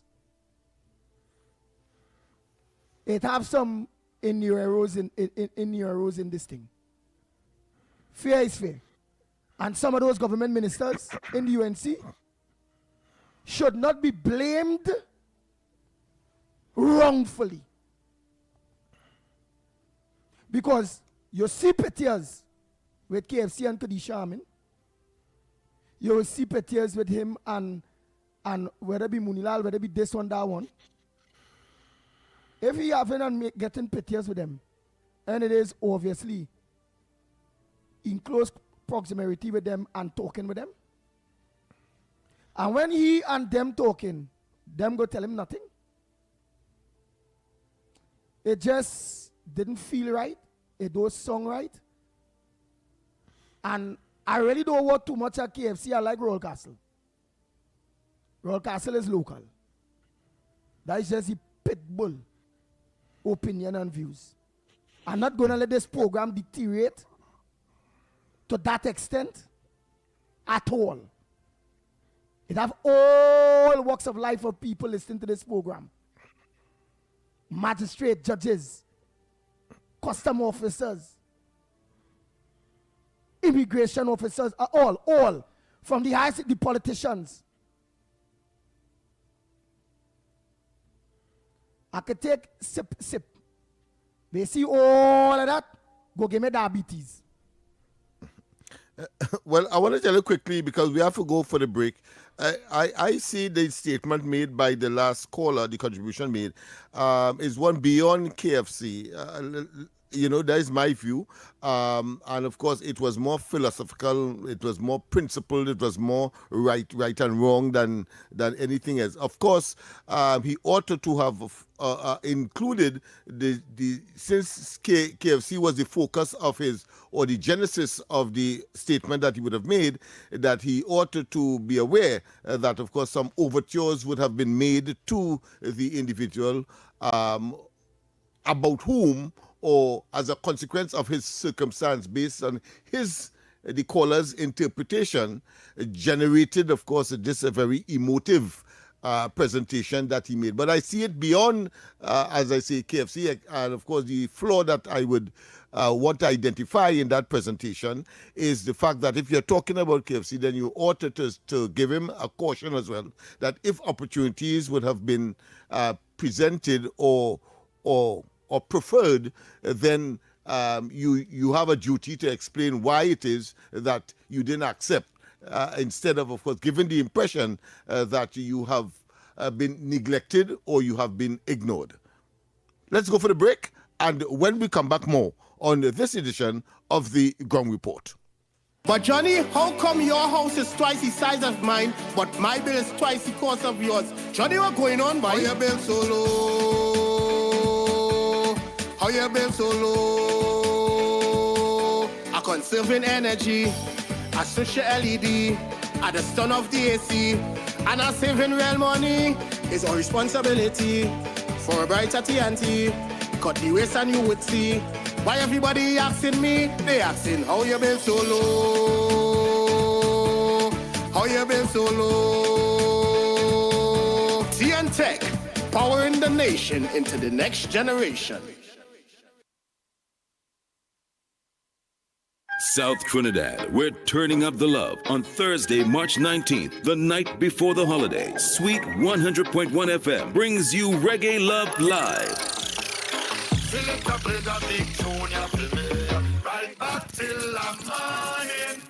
And we're taking over the lobby in South Trinidad for one unforgettable night. Enjoy big reggae anthems, sweet lovers rock, and so much more. Pure reggae vibes all night long. This is your midweek escape, your reason to step out and feel irie. Before you pull that trigger, hate to see when youths become friend killers. Bring your crew, bring your energy, bring your best vibes, because we're lighting up the launch with music you know and love. Admission is free, so no excuses. Thursday, March 19th at the lobby. This is Reggae Love Live. One love, one launch, 100. Imagine a gender-equal world. A world free of bias, stereotypes, and discrimination. A world that's diverse, equitable, and inclusive. A world where differences are valued and celebrated. This March 8th, in recognition of International Women's Day, Talk City 91.1 FM proudly launches Women Who Lead, a powerful feature highlighting dynamic women who are breaking barriers, leading with purpose, and shaping our nation's future. Tune in to Talk City 91.1 FM starting March 8th for women who lead. Because when women rise, we all rise.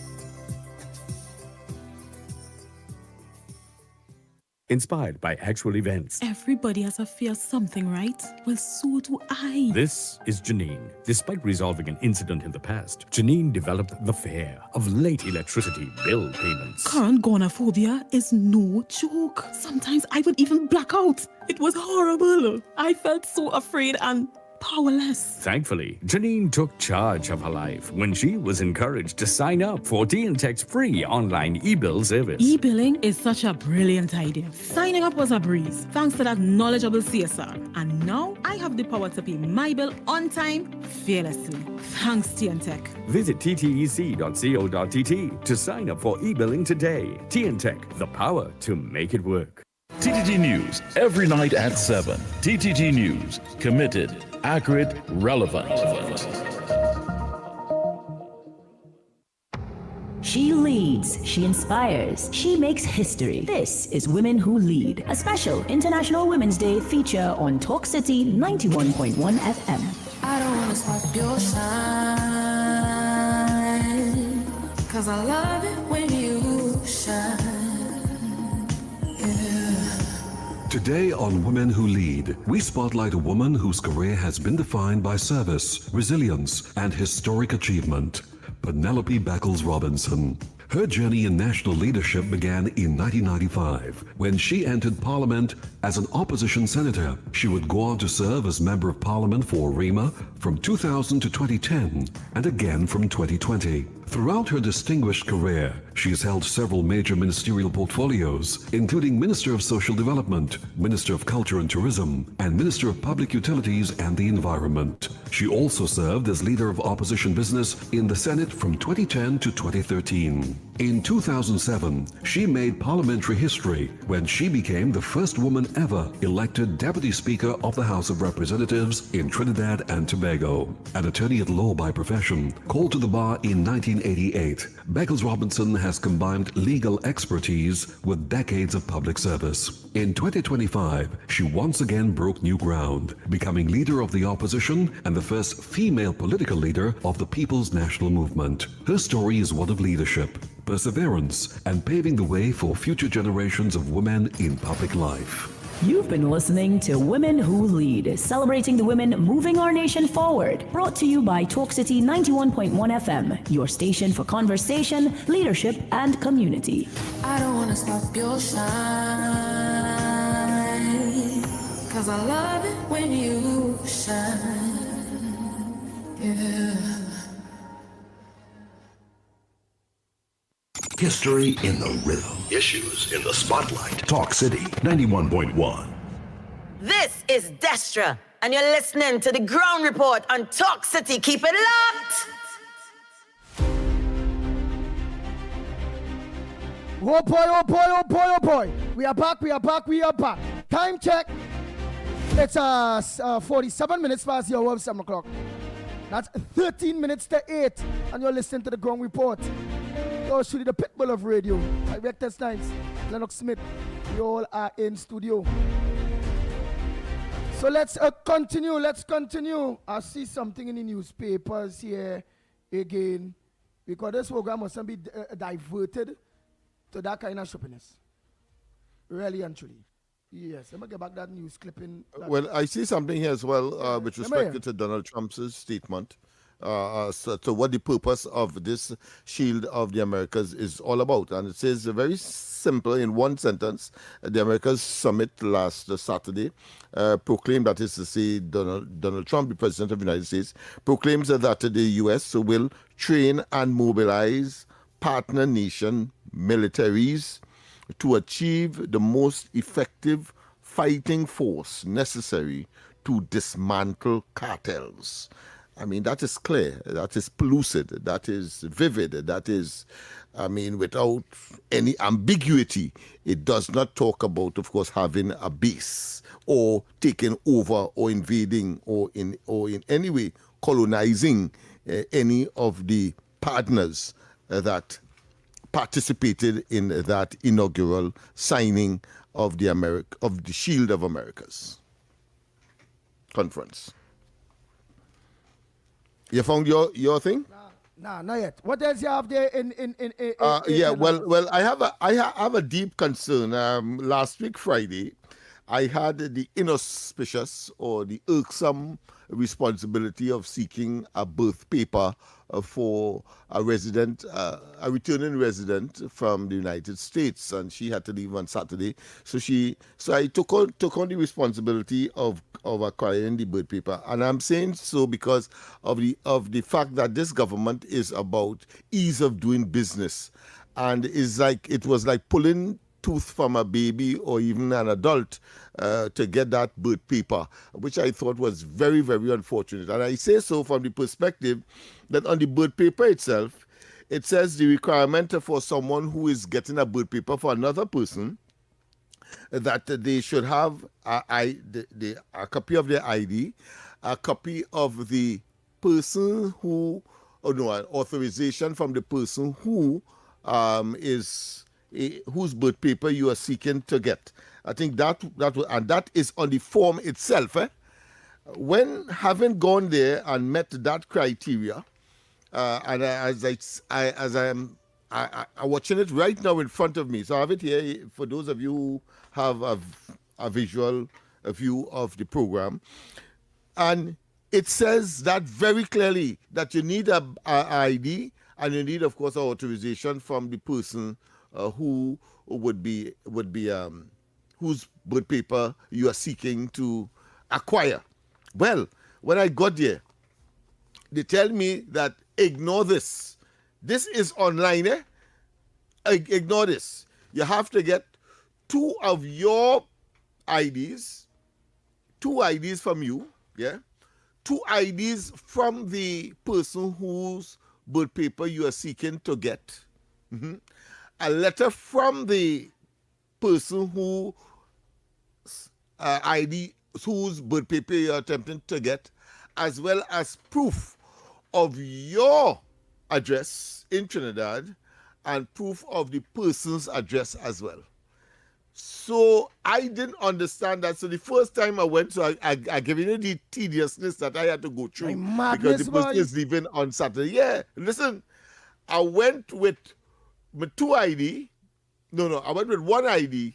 I went with what the form says. They sent me back. So I went back with the two IDs, right? I went with the ID of the person. Well, they say they will accept that, one ID there. And I went back with proof of address. In this case, it would have been a flow bill. You know what they tell me? I had to go back now and get a copy of my own proof of address as well. So when I thought it was just that, so I had to. But you applying for it? Is you applying for birth paper? I show you that. I saw it coming across. The only well, on Friday I love my dancing and things, so I got a good exercise because I walk in from George Street, and of course the facility, the Attorney General's office is just on Edward Street, so it's not too far.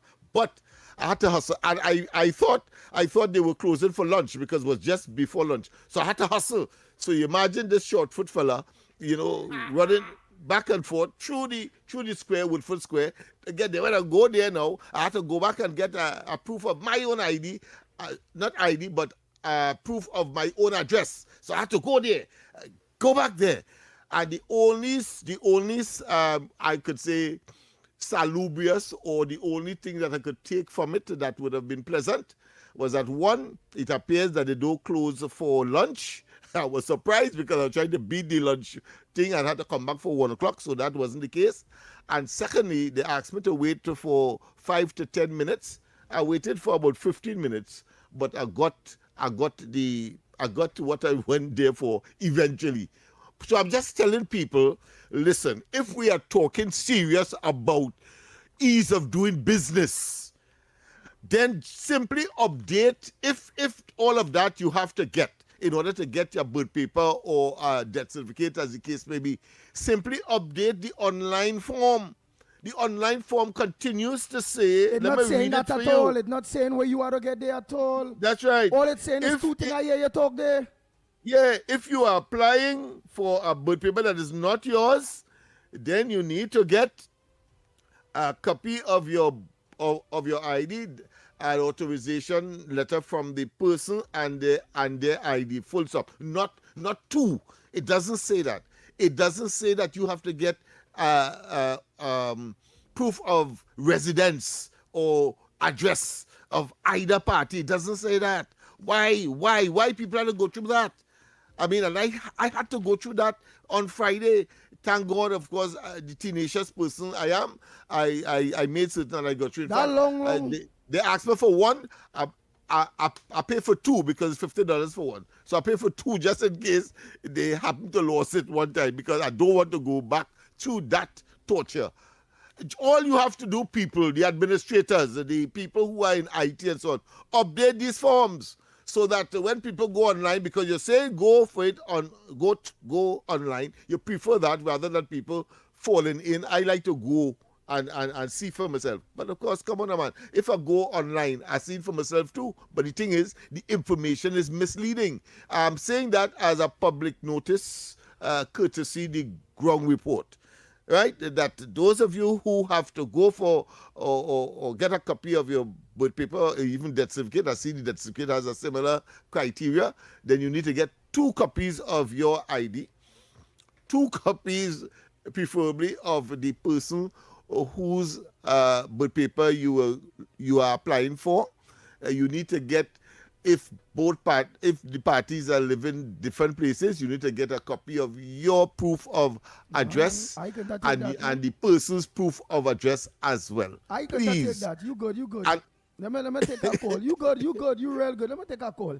I can take that. Go ahead, caller. Pleasant good morning to you. Where you calling from and what's your contribution? Pleasant good morning, my brother Andy Williams. Good morning. Lennox with my brother, pleasant good morning to you, and the gentleman, the Wesley Snipes, pleasant good morning to you, sir. Andy, well, this is your boy Carnage, and I'm calling again on behalf of myself, and I need some assistance in the field of where on the 9th of February last month, I experienced a little incident with a CDA tractor where it ended up damaging my vehicle, which is my glass. I went and do the relevant thing. I went to the station. I do everything to get back my glass. I went back. I went to the Senate. I went and got a quotation by Bobby's in the Bamboo. On that same day, I buy back my glass. I put back my glass in my car, and I do everything that I'm supposed to do for CA to reimbursement. Andy, today is what? It's about a month now. And up to now, Andy, nothing. Anybody can help but I cannot get back reimbursement because I put out my money, they break my glass, and this is what I want Trinidad and Tobago to know. Every time a government vehicle, any government entity, vehicle, damage or a crash to a civilian vehicle, why the civilian they have to go through all that sort of waiting, long. I tried to get the insurance, they say they will deal it out of pocket. Up to now, I'm still waiting. Anybody could give me a little advice or a little idea of what to do, or anybody know anybody that they could say a word on Barakanaj behalf to get reimbursement for your vehicle, please. So a government vehicle damage your vehicle. The government vehicle driver and everybody gave police statements stating that they're wrong. That they yes. And you are still now waiting to get your vehicle fixed. Yes, I remember the pastor law where that if you have a defect vehicle, they're giving you 3 or 7 days. So if they're giving the average public 3 or 7 days, why then the government vehicle like the police, the army, this, because they be driving vehicle on the road, they get in an accident? Why then give them a time limit to sort out and if they're wrong, to pay the people at a certain time? Why you have to go through that, whether you go through insurance or what? If you're going through insurance, you know you'll have to wait. But if it's an out-of-pocket situation, where they have petty cash and all kind of thing, why you still have to go through all that? Okay. Why you still have to go through all that? And thank God for my vote. If wasn't the CS my vote, if wasn't my vote, I went and raised 2 fish pots and I gathered something. I went and I put back my glass on my car, right? If I was driving with my car, how it was damaged, all outside my dad and get about 3-4 tickets already. Because police, I can't explain police, well, see, they break my glass and they pay me back for it yet, and I have no money to fix it back, and all this kind of thing already going on. Why the public decide to go through this kind of thing? Say something on maybe have somebody, Lennox. Yes, no, I agree. We now talk about ease of doing business. This cannot be the normative behavior. People cannot be so irresponsible. I mean, you all the paperwork clearly you have indicated, all the witnesses' statements are inside, so to speak. So it's just a matter of making a decision, which shouldn't take much time. And I'm sure based on the quantum, I doubt they had to pay for a whole car. And of course, windscreen is just a small part of the vehicle. So that should not take that long. And that is one of the major problems that we are having in this country, that too many people are put in position to make decisions and to act. And when the public is dissatisfied and they take certain actions, as somebody told me the other day, if we block the road, it will be a different story. I mean, come on, why you have to make it reach to that level of frustration that people have to take these kinds of physical, antisocial conduct? So let's go I'm sure that CDA is listening. I would want to make an intervention because we are trying to get on to Damian Leider. I think is the chairman of CDA. Right, good. Or we write them formally indicating that this incident needs to be addressed with alacrity. Nice. Go ahead. 8 o'clock news. Let's get to the snipes. Could mean for Trinidad and Tobago's economy. Energy strategy and policy advisor Anthony Paul says while higher prices can boost export revenues for the country's energy sector, the situation could also bring new financial pressures at home. Mr. Paul explains that geopolitical uncertainty can quickly influence energy markets, with global supply concerns often driving prices higher. He says developments in the region surrounding key oil shipping routes have already begun affecting market confidence and pricing trends.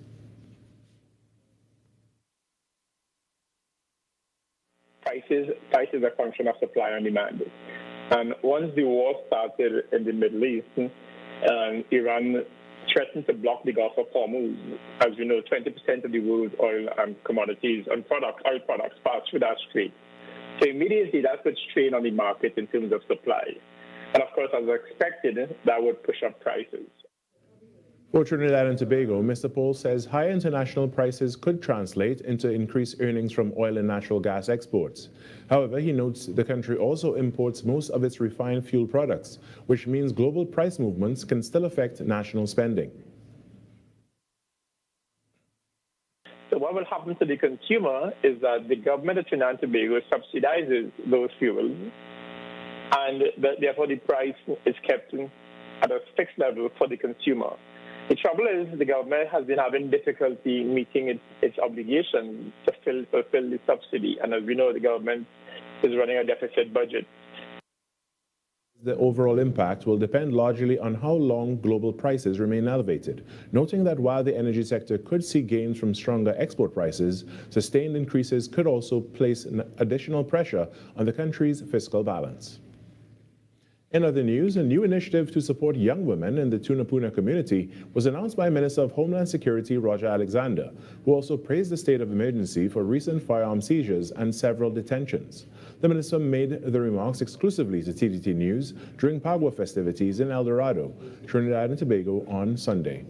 Minister of Homeland Security and Member of Parliament for Tunapuna noted that the bright colors of Pagua are more than a celebration of culture. It's a reminder of unity for many across the nation.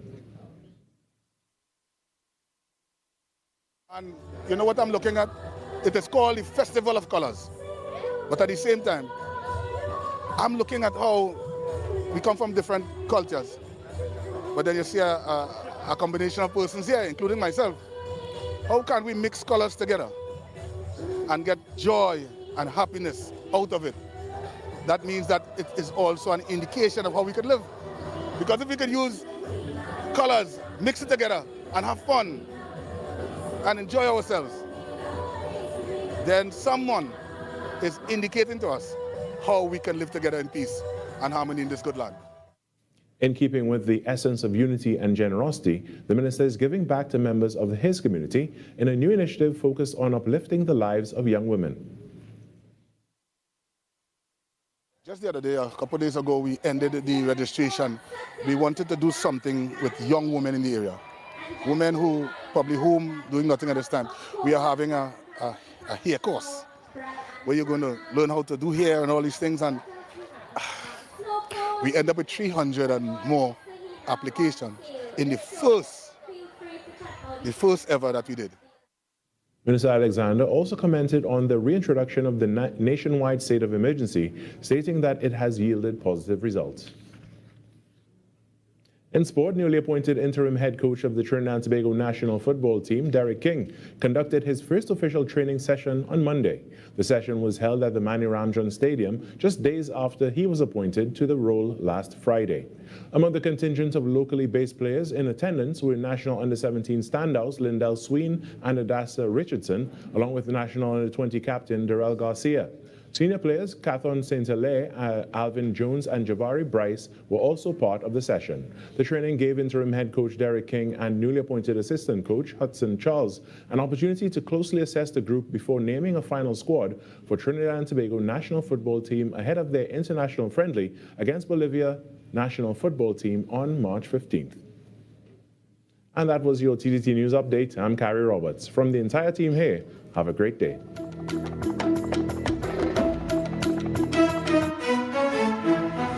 That was TTT News on Talk City 91.1 FM. Talk City 91.1 FM. Talk. Cabinet has approved the establishment of the regulatory framework for the registration and management of classic, antique, and vintage vehicles in Trinidad and Tobago. Music.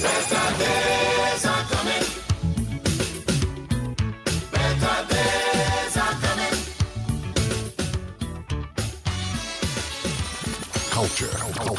We are now in a state where I can now proudly announce that our gas production will increase by a significant amount given all the various projects that are now expected to come online. Engaging conversations, latest news, our music. This is Talk City 91.1 FM.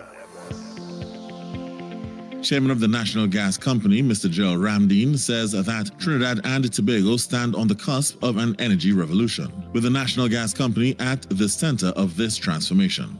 In a media interview, Mr. Ramdeen explains that the company's new gas agreements are set to strengthen local production while positioning the country as a significant player in the global energy market.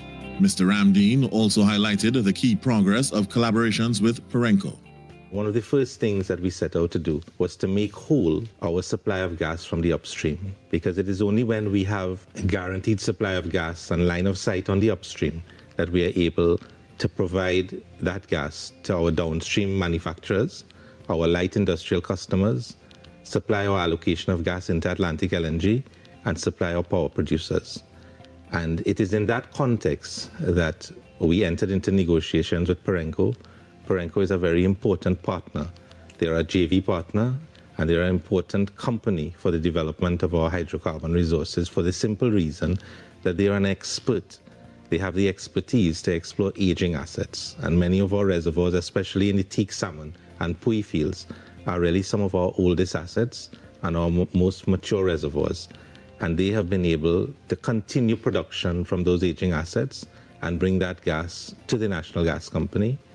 And we also were successful in negotiating the 2C, 3A blocks, which they have a history to that as well. But in all, the prices, the term, and the volumes that we were able to negotiate with the leadership of the board, the acting president, Mr. Edmund Subrian, and our commercial team, we are very proud of this achievement because we were able to negotiate terms that were favorable to the NGC, terms that allowed us to provide good opportunities for the downstream sector, and we were able to do that in a record period of time. These initiatives with Perenco aim to secure a reliable energy supply, create new jobs, and drive economic growth, all while focusing on sustainable and efficient use of the nation's natural gas resources. With NGC leading the way, the energy sector in Trinidad and Tobago is poised for a dynamic and resilient future, ready to meet both domestic needs and international opportunities. This was a production of the Information Division, Office of the Prime Minister.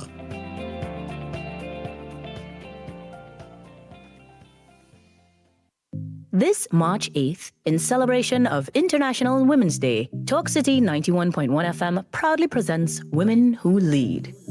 Imagine a world free of bias and discrimination, a world that's diverse, equitable, and inclusive, a world where women's achievements are celebrated and their voices amplified. For over a century, International Women's Day has championed gender equality, and the journey continues. Join us as we highlight powerful, inspiring women who are breaking barriers and shaping our future. Women Who Lead, launching March 8th on Talk City 91.1 FM. Together, we can forge gender equality. Before the sun, before the road, the talk starts here. Talk City 91.1. This is Destra, and you're listening to the Ground Report on Talk City. Keep it locked! 6 a.m. to 9 a.m. Join Andy Williams and Lennox Smith, the Ground Report team, as they rip apart the lies, half-truth, and misinformation that the mainstream media never discuss. The Ground Report. Hard-hitting, informative, undiluted, uncompromising, and unfiltered. Monday to Friday. Get the raw facts before making any life-changing decisions. Only on The Ground Report. The Ground Report. The Ground Report. The government of Trinidad and Tobago is not closing down Petrotrin. The Ground Report. The Ground Report. I would think that there's been very clear that all the employees of Petrotrin will exit the company. All. The Ground Report with Andy Williams and Lennox Smith. Oh boy. We are back. Time check. It's approximately 11 minutes past the hour of 8 o'clock. And you're listening to the Ground Report on Talk City 91.1 FM. And you're listening and viewing us on our several social media platforms that are available to you when you leave your maxis, your taxis, your PH vehicles, when you reach home or when you reach on work. So again, for those of you that are now locked on, and for the first time bouncing up this big program, as a matter of fact, the biggest program in Trinidad and Tobago on a morning, Monday to Friday, between the hours of 6 and 9 a.m., The Ground Report. Welcome to The Ground Report. I'm organized now and play some voice notes of some very important contributions with people front burners.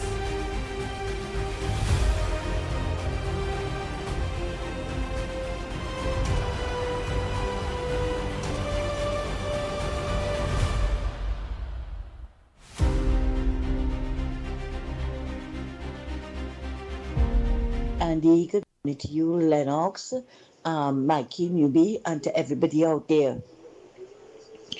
Andy, well, Good Friday coming up just now, right? And Busman practicing from now to be the Good Friday Rara. You might know about the Good Friday Rara, but Lennox might know. All who grew up with old people will know, right, about Good Friday Rara. And you're practicing from now. To hear Busman talk, you would swear we were living in paradise up until the 28th of April. And we know where he's getting that from. Nothing was working in this country before the 28th of April. No water, poor electricity, right? Everything, Andy, the roads in bad condition, no schools, nothing. But Busman didn't have a problem. Suddenly now, on the 29th of April, Busman wanted them to wave a wand and fix everything. I keep telling him, and I don't know if you played my voice note yesterday, right? Be a little more credible where people will respect you. Because right now we know who you are the mouthpiece for. We know that. Everybody knows that. And you're not sounding good. Try and be a little more credible now. So people will have a grain of salt of respect for you. It's one thing over and over, and he like the locust and the grain of corn. The locust come and take a grain of corn, and he went, and that went on and on and on. That's what just did that one line, and that is what he does every morning. That is what he does, right? America is one of our biggest trading partner from way back when. Right? You expect Mrs. Pasabi says as a prime minister to go against him? Ask yourself, not because Mia Motley and all of them gone quiet now, that they're not going to support Trump. Ask yourself. She is seeking the interest of the country, and if you don't like it, you put yourself up for prime minister, because apparently you and all who you're supporting to bring out this nonsense could fix this country better. Go up for election now. Andy is one set of empty vessels banging on the pavement looking for relevance. One thing over and over, nothing working in this country, but nothing was working before. Nothing was working before. We met a treasury that was empty. Fumes, they really running on fumes. Because even the PNM was asking where she getting money from to do these things. And you come in with this rhetoric every morning? Oh, geez, man. Have a little more credibility and people will respect you. Because right now, nobody has any for you. Thanks, Andy. Hi, good morning, gentlemen. Gentlemen, you know, I am wondering, when will Trinidadians mature and face reality? When will they realize that we have come to a place now where we have to be serious, we have to go with the times, and all the wrongs and the evil in this country has to be fixed? And it cannot be fixed by the continuous old talk. It's a time where we must have action, you understand? And it seems that the people who are in one form, one way or the other, involved in some form of crime, they have a serious problem with the good work that Kamala Prasad Bisesa is doing. Imagine this woman met with the Southern Command top brass. This is what has to be done now. Now is not a time for slingshot. Now is a time where it is very, very serious crime. You understand? The world is in jeopardy, and Trinidad and Tobago, if for once we get a prime minister that is working to fix Trinidad and Tobago, why should we be against that? The only reason why people should be quarreling and finding fault with all that Kamala Prasad Bisesa doing, and the busman saying, but she meeting with Trump and she meeting with this, hey, all year, we passed the low-life, labasterian, gutterat times, you hear? We are moving on up. She is taking this country out of the lawless dump that it is, you understand? And there are people who are bent on keeping we in the gutter that PNM had we for 10 years. Enough is enough. Madam Prime Minister and the government of Trinidad and Tobago, do whatever you all have to do to make Trinidad and Tobago a better place. Who vex because the drug can't pass, and who vex because they can't come out and use the gun, and who vex because they love the lawlessness, too bad for them. You understand? But do what is right for the good, decent, law-abiding citizens of Trinidad and Tobago. We support you and your government 100%. And you know something? The haters, all you, just hold now and give me a break. We moving on up. Blessings. The Ground Report with Andy Williams and Lennox Smith. Good morning, Andy, Mr. Lennox, and everyone else. Andy, you know, I'm real upset because it is very clear that that caller doesn't be listening to this program a long time. Because if he would have been listening to this program, he would have known and would have heard that KFC was given a job opportunity. He couldn't go, right? Then he can't reach on time. He wanted to tell the employer when he could reach and when he could leave and these things like that, right? And every single day, you understand, you want to come here on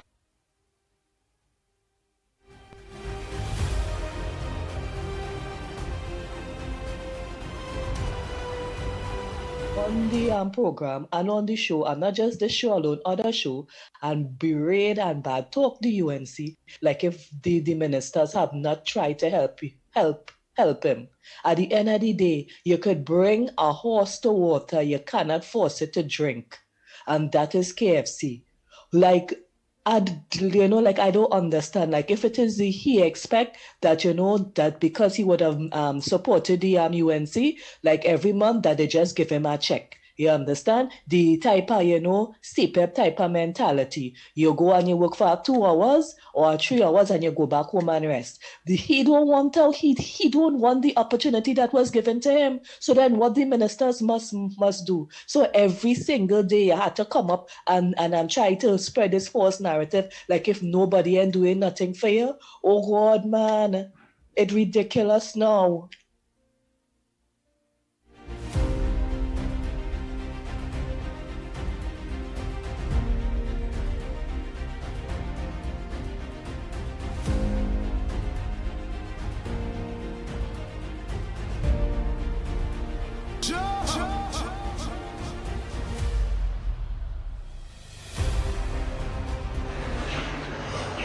Morning again. I want to talk about the Ministry of Housing. The government of Trinidad and Tobago is spending an excessive amount of money by having 3 ministers of housing. And it's a year that the government is in power and nothing is happening in the HEC. Not one house has been built, right? We're not seeing any construction taking place.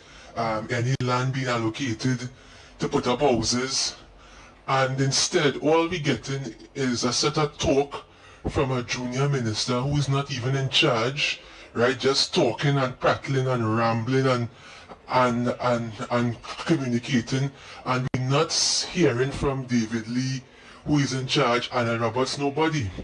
So is it safe to conclude that this junior minister, who is third in command, called Phil, is Phil running the ministry?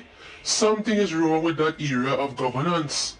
What the HEC need to do, call a press conference with all the ministers, the director of HEC, let David Lee and Mr. Feroz talk and address the nation about what they intend to do, because they have several questions that the people need to ask and it's not being answered. We're not seeing anything happening in the Ministry of Housing. I mean, when Rowley was there, it had 1 minister in HEC and things were happening, right? I mean, a few houses were built, not much, but we have 3 ministers in housing and nothing is happening. We don't even hear from the other 2. And we have 1 minister, right, named Phil, just talking and presenting information. We don't know if it is HEC policies or he just being subjective. The HEC need to call a press conference and address the people of Trinidad and Tobago. Furthermore, I've been listening to several talk shows and people are complaining that, you see, the utterances of Phil is very disrespectful, and the language that Phil is using, it is bringing down the government very rapidly. Because instead of focusing, right, on doing something constructive with regards to housing, you have a man insulting people, right, calling them all sorts of names, making racist remarks, going around, filming their property, exposing their business on social media, and bringing police and throwing them out when they owing money, and making modifications to their homes. So this nonsense has to stop, right? Something is wrong with that Ministry of Housing, and if we have 3 ministers in charge there and nothing is happening, the economy is just a stagnant drum full of oil, well then we are in a very tragic position. You see, I want to ask the Prime Minister, pay attention to Phil, because he is dismantling your party nut by nut and bolt by bolt by the reckless statements he makes. Yeah, Andy, morning again. I forget one thing, Andy. Tell Bossman and then people don't run behind white people. It's the other race that run behind white people. We are a civilization, Indians, just like Africa. We are running behind those people. Okay? So this man needs to get his facts straight. And don't play that man message again. Please, the man is sounding like a dummy later. Good morning again. I just had to come back in here this morning. Lennox, I'm addressing Mr. Lennox and Garage. Yes. And anybody out there who experiencing problems, the government has changed, but the mindset of the workers there, they have not changed, right? I am also reminding people out there, if you have to go and renew your ID card, you have to take a utility bill as well. That's all the changes that they are making. You have to take a utility bill. Andy, this year I did it in 22. This is 4 years. I have applied for reimbursement, right? Reimbursement. National insurance, and up to now I cannot get my money. This year we have a call here too. Yeah, 22.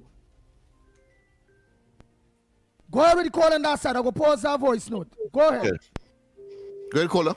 Right. Welcome. Reimbursement. Good morning. National insurance. Pretty magnificent here. Up to now I cannot get my money. First of all, I want to tell Mr. Karinaj that he had to go back to the police and let the police get back in touch with the people who hit the people. And if they want to fix it, then they will have to take them to the court. Right? Another thing, you see that KFC man? Here that fella you can't really trust. Because if the PNN give you house and thing, and you turn against the PNN, then the UNC can't trust you because they might give you something and the same way you go turn against them. You have to stick with who helping you. And if the PNM was helping you, why you leave them Mr. Granny, Mr. Granny, I mean you are a very committed one. Lower your device in the background. It's interfering with your presentation and the quality there. Yeah, that was another phone was ringing in. Yeah, all right, go ahead, yes. Yeah. So what I'm saying is that KFC had to cool himself. Because Andy make him out and Andy talk in a real positive way. And if you listen to Andy is saying he against him, you know. But you have to cool yourself because they give you something and you want it, so you have to deal with it differently. Right? So I thank Andy for that. So the other thing I'm going to just say quickly is that Kamala had shown a leadership that was missing in Trinidad and Tobago for years. And if we had a leader like that who's seeking the country interest, Trinidad would have been a better place. But we have to wait until what they roll out for Trinidad and Tobago. Boy, we'll be in a beautiful place. I just hope I live to see that. And I'm thanking the Prime Minister every day for commitment to this country. she's doing the right thing. No matter what the PNM try to say or do, good will always triumph over evil. The PNM is total evil right now, and we have to keep away from them. On the ground report, we have to keep focused. If we're plowing, you have to watch straight. Because if you're watching back, you go plow bend. So let me go with it. Thank you, gentlemen. Morning again. I just had to come back in here this morning. Lennox, I'm addressing Mr. Lennox and Garnage. And anybody out there who experiencing problems, the government has changed, but the mindset of the workers there, they have not changed, right? I am also reminding people out there, if you have to go and renew your ID card, you have to take a utility bill as well. That's all the changes that they are making. You have to take a utility bill. Andy, this year I did it in 22. This is 4 years. I have applied for reimbursement, right? Reimbursement, national insurance, and up to now I cannot get my money. When I went to the tribunal in October, I told them about it. All the questions they asked me was answered in the positive. The tribunal and all, as I was there, let me see if they can help me. The tribunal and all was shocked to know that one of the ladies here told me it will take 5 years to get back my money. She said, I'll call her the chairperson, right, of the tribunal, said, no, that is not true. That's supposed to be done immediately. Right? She said it will not take 4 or 5 years to get done. And every time I go down there, I have to spend $50 to go down there to get back my money. They sent me a letter, you know. They sent me a letter in 2018, right? For me to get back my money. I didn't do it immediately, Andy, because I was waiting on the tribunal. But when I see the tribunal was a certain, no. Not that there was a certain, I had an appointment in May when COVID hit and they had to cancel. Last year I got back my appointment. Look at how long after. And up to now, I cannot get back my money from the national insurance. So as I said, and let me tell you something, Andy, 6 times I went down there. 6 times. And every time I go, I met a new clerk, and every time it's something different. The last time, they told me I had to get it in 3 copies. They are giving you 1. Nowhere on the form is saying you do it in triplicate. Nowhere. But telling me I have to get it done, but they're not making copies for you. They're not giving you extra copies. So, I start to open up my mouth. I say, I want to see the lady I give everything to this morning. I told her, I said, this is the 6th time I'm coming here. And I am not, every time it's something new. They're shifting the goalposts. And now you're telling me I have to get it in triplicate? I said, where on the form saying you have to do it in triplicate? Because every time I go, Andy, something was wrong on the form. You see what it is they're doing? You see what? But we have to stand our grounds with them and push back on them. Don't take no nonsense from none of them. And if all you have to write a minister to let them know what it is going on in these places, all you do it. Thanks, Andy. Clearly, that has reinforced, of course, our concern with respect to the red tape and the bureaucracy. And no one is blaming the government.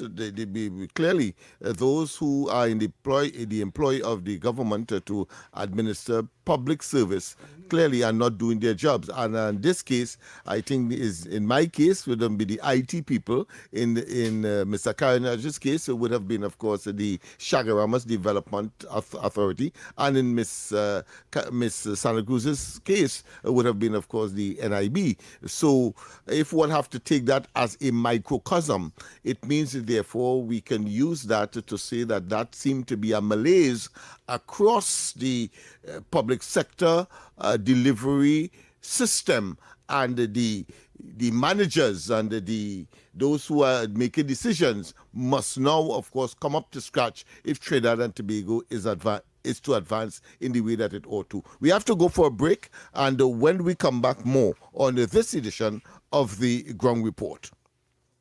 Talk City 91.1. Thought-provoking conversations, bold perspectives, voices you trust. Talk City 91.1. Bigger, bolder, and more powerful than ever before. Yes, Talk City 91.1 FM. A brand new era of talk radio is here. With voices you know, trust, and respect. Get ready for an all-new lineup of the very best in talk. Andy Williams, Lennox Smith, Stephen Reese, Mr. X, Derek Charbodi, Roland Stewart, Sharon Farfan, Sudath Prasad, Heavy Duty, Alex Asing, Karen Francisco, Cherry-Leen Lewis, Short Pants, and more of the voices shaping the national conversation. From hard-hitting current affairs to real community issues, culture, politics, social development, and the stories that matter most to you. This is where Trinidad and Tobago comes to talk. And so I'll get right to on Talk City 91.1, where we're going to give you something new, something hot every day, Monday to Friday. Listen on 91.1 FM and connect on Facebook, YouTube, and TikTok. Talk City 91.1. Your city, your voice. Can trust be rebuilt in marriage? On the next episode of the Marriage Confessionals, the Duncans tackle a question many couples struggle with. Is there really such a thing as privacy in marriage? From accountability to transparency to what should and shouldn't be shared in public spaces. Join the conversation on the Marriage Confessional, Sunday at 9 a.m. and 6:30 p.m., Tuesday at 5 p.m. and Wednesday at 8:05 p.m. only on TTT and TTT Live online. Imagine a gender-equal world. A world free of bias, stereotypes, and discrimination. A world that's diverse, equitable, and inclusive. A world where differences are valued and celebrated. This March 8th, in recognition of International Women's Day, Talk City 91.1 FM proudly launches Women Who Lead, a powerful feature highlighting dynamic women who are breaking barriers, leading with purpose, and shaping our nation's future. Tune in to Talk City 91.1 FM starting March 8th for Women Who Lead, because when women rise, we all rise.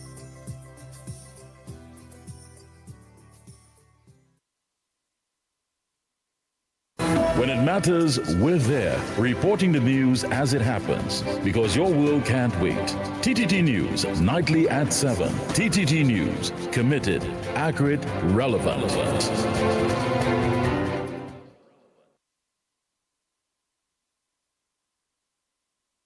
This is Destra, and you're listening to the Ground Report on Talk City. Keep it locked!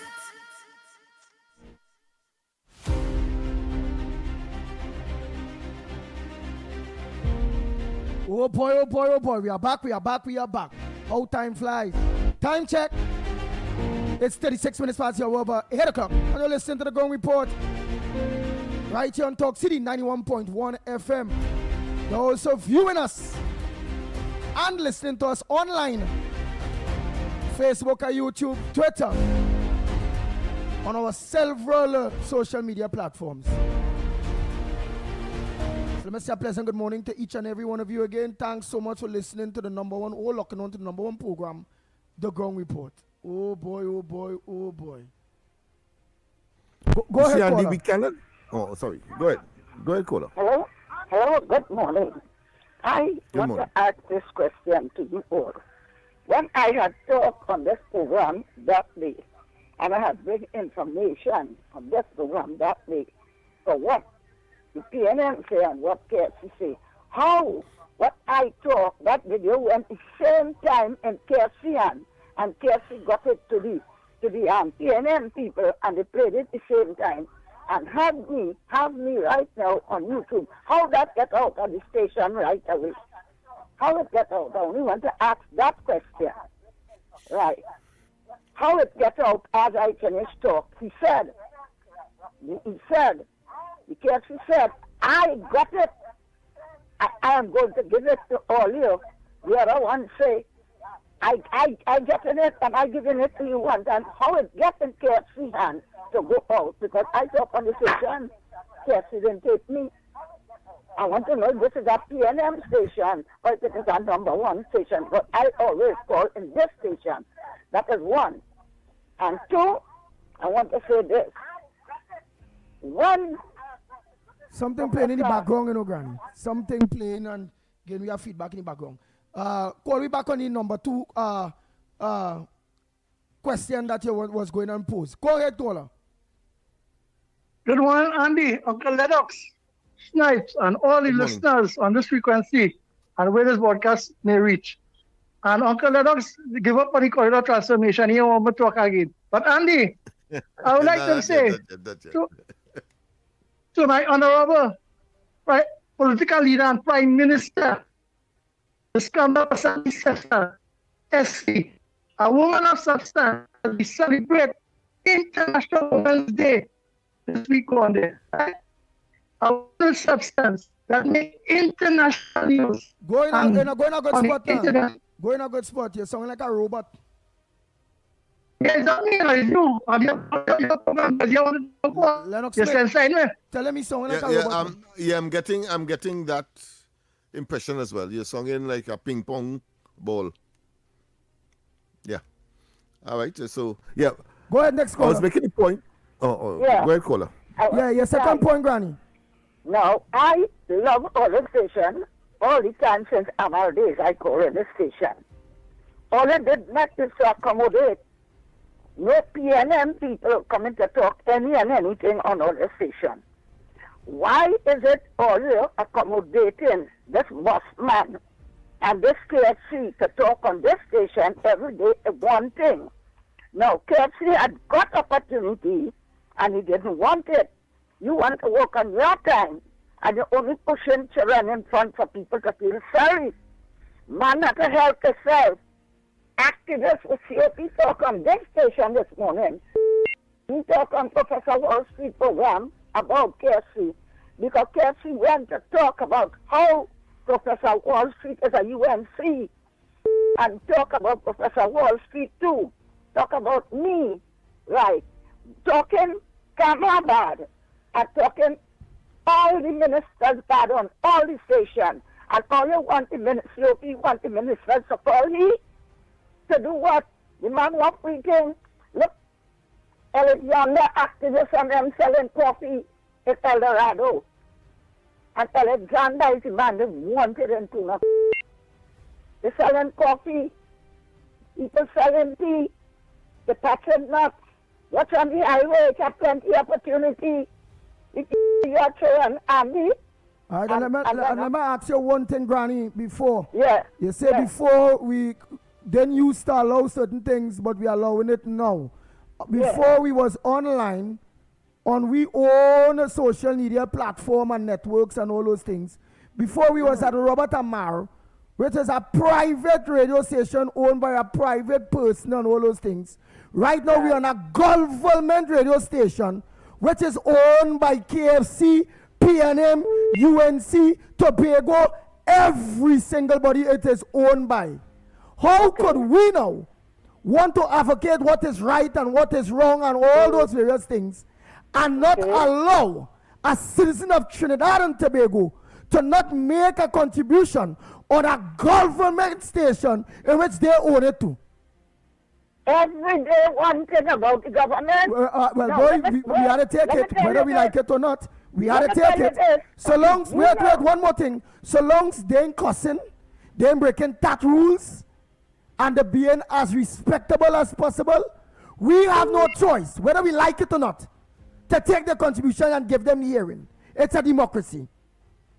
Okay, you know on Mr. XMM program, when you're going wrong on the government, they're correcting you, eh?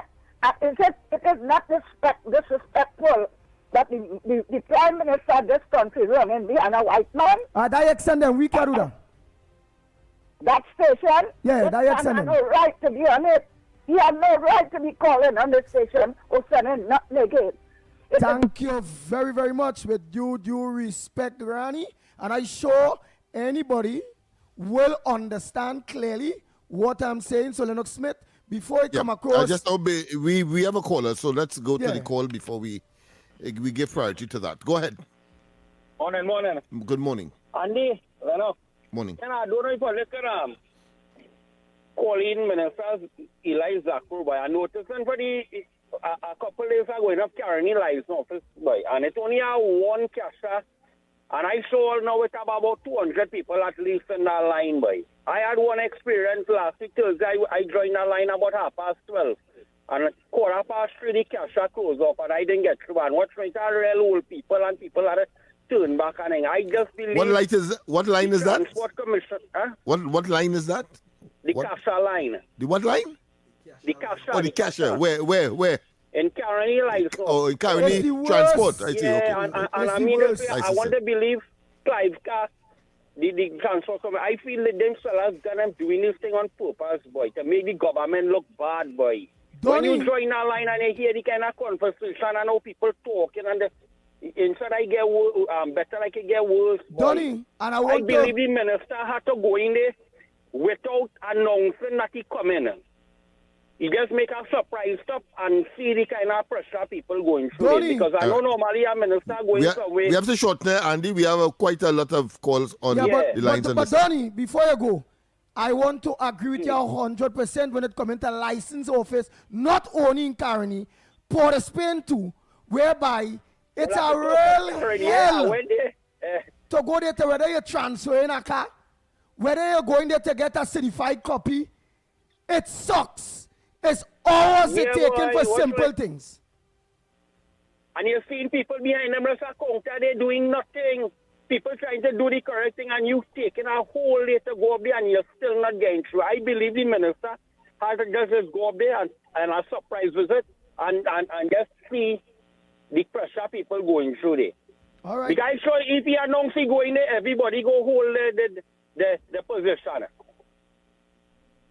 All right, thank you, Donny. We have another call. Worker supervisors, and everyone should hold their corners as well. Do their jobs. Good morning. Good morning, sir. The Honorable Mr. Lennox and the mighty intelligent Pitbull. You know, just now him Pitbull say something, brother. You touched my heart. You are both of you are true democracy for the people, of the people, by the people in this blessed nation. Because Andy now explained this that how. This is a government station owned by the individuals who call him me, you, everybody, PNM, UNC, everybody. And this is what we call true democracy, Talk City.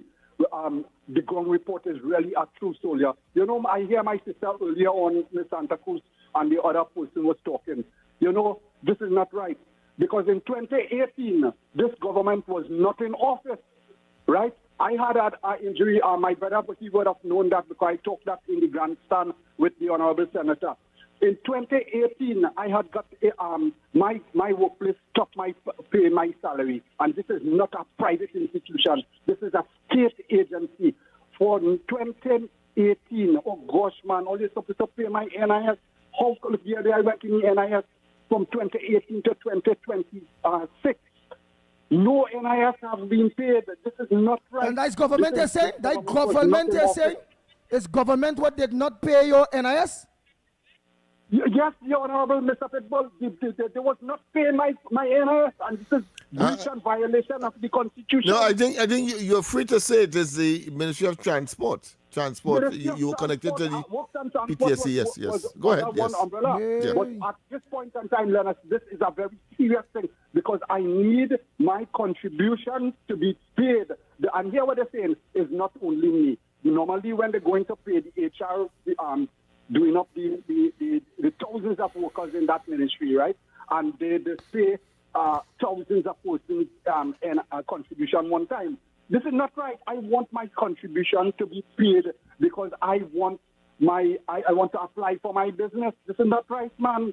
This is a very serious thing. And if this going on in a state agency, this is not right. And I know this Honorable Prime Minister means business because she done already tell all the ministers and and senators to do their work, because if they don't do their work, she have the testicles to let them go and bring in good other persons to do their work. And this is a simple, easy, easy problem. I want them to correct this issue, just as my sister in Santa Cruz there, because how come every time they go, they want, this is victimization, people don't know who, they say this person may belong to a political party. They want you to photocopy, tree-copy. It's a machine inside there. We ain't taxpayers, we are the government. They could photocopy a copy and give she that. Why she must have to go somewhere else and get triplet in this world, this other thing? Why you all is not paying my contribution to the NIB? And after that, once again, I am not a casual worker or temporary worker. I'm a public servant, permanent worker. They are also in breach and violation of the collective agreement, the Industrial Relations Act, and the Constitution. When I get injured, they're supposed to be giving me my salary. That is what the judge said. This is not right at all. They're supposed to make that error, And you know what they do? They put me on extended sick leave. Lennox, you're a very intelligent man with those high words you have. You know when somebody gets injured on the job, right? They're supposed to be on injury leave. All right, but thank you so much. Thank you so much. We got the point. Because let me clear that to Lennox Smith. So, yeah, but we have another call. Let's take the call. Go ahead, and then we'll summarize. Good morning. Hi, morning. Yeah, turn down the volume. Morning, Lennox. Good. Morning. I haven't called in a long time. I want to tell one person something this morning. That's what I called to say. Because I'm fed up with the noise and the lies he brings. Mr. Bossman, you have yourself a Merry Christmas. Christmas come early for you. Have a good day, Andy. All right. So let me just, I want to just debate on something, because remember again, there are people in the maxis, the taxis and whatever. And I was unaware, honestly, I know about the private service whereby private businessmen and companies not paying people NISL charge, and people going and check and they're not seeing their payments. They ain't making up the amount they're supposed to make with 700 and something in order to get the money and all them things. You are telling me today that I am witnessing and hearing and understanding that in the government, working for the government, that the government itself not paying people NISL charge and them kind of bacchanal thing, Lennox Smith? Yes, and therefore there must be some kind of revision of the processes as far as human resource departments are concerned across the sector, as far as the accounting system across the sector of the public service, and whether they are statutory authorities, like in the case of PTSC, or whether they are full-fledged ministries like the Ministry of Housing or the Ministry of Culture, as the case may be. There must be some kind of accountability, because you see, it is about manpower. It is about loss of valuable, productive time. And when the public sector does not function or is dysfunctional, then that has repercussion for the rest of the society and the economy of this country. When customs are not working as efficacious as they ought to, it means therefore goods clearing, etc., becomes a problem, and therefore businessmen will get their items late, for example, cleared, and therefore they have to depend on customers to empty their shelves, so to speak, to get those things sold, and then to pay, of course, their suppliers, etc. So it has some serious repercussions. That is why I condition the entire discussion on the basis of what is called these days being able to be as efficacious as possible, because it's about ease of doing business, and the public sector across the board has that responsibility, that awesome responsibility for national development, expansion, generation of employment, and of course filling the treasury of the country. That is what this is all about. It's not just the government at the policy making level, but those policies must be beaten down, drilled down into, of course, the office, the office cleaner, the person who delivers letters, apart from, of course, the CEOs and the and those officers that may be considered to be 3 and 4 and teachers, etc. Understood. We need to make certain that we understand conscientiously we have a role and responsibility if we are to get out of the quagmire and the morass that we have found ourselves in. Nice. So we really need the ease of doing business when it comes into licensing office, whether it be Carney or Port of Spain or San Fernando or Point Fortin, licensing office. We need the ease of doing business. We also need the ease of doing business when it comes to the public transportation sector, PTSC. Some of the things that busman complain about is truth. Oh God, people are to go to work. The bus coming late. Sometimes it come at all. Get to work on time and do what you have to do. Clear your desk every day. Let's go for the break, and when we come back more, it's getting extremely hot in here. Is your business experiencing the following symptoms? Not enough customers, low sales, or slow cash flow?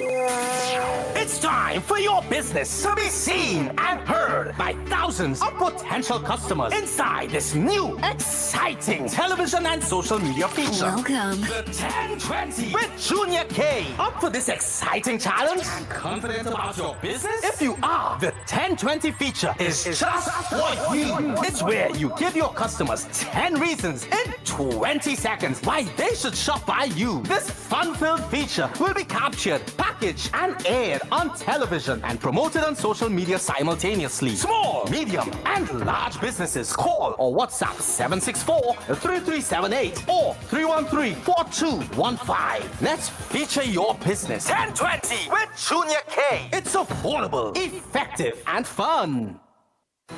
Your stories, your communities, your country. TTT News is everywhere, on the ground, across Trinidad and Tobago, and on every smart device. TTT News, nightly at 7. TTT News, committed, accurate, relevant. She leads, she inspires, she makes history. This is Women Who Lead, a special International Women's Day feature on Talk City 91.1 FM. I don't wanna stop your shine, 'cause I love it when you shine. Yeah. Today on Women Who Lead, we spotlight Drupati Ramgunai. She didn't just sing, she sparked a cultural revolution. Drupati Ramgunai is widely recognized as the queen of chutney soca, a pioneering artist who transformed traditional chutney music by blending it with soca rhythms, creating a sound that would energize generations and redefine Caribbean music. In 1988, her hit song Roll Up the Tassa broke barriers, introducing chutney soca to mainstream audiences and igniting debate, celebration, and cultural pride across Trinidad and Tobago. At a time when the genre was largely male-dominated, Drupati stood boldly at the forefront, unapologetic, innovative, and powerful. Her music challenged norms and expanded the national soundscape, giving Indo-Caribbean culture greater visibility within Carnival and beyond. Through decades of performance, recording, and cultural advocacy, she has become not just an entertainer, but a symbol of artistic courage and cultural fusion. Drupati Ramgunai's legacy is one of resilience, rhythm, and representation, proving that leadership can come through melody, movement, and fearless expression. You've been listening to Women Who Lead, celebrating the women moving our nation forward. Brought to you by Talk City 91.1 FM, your station for conversation, leadership, and community.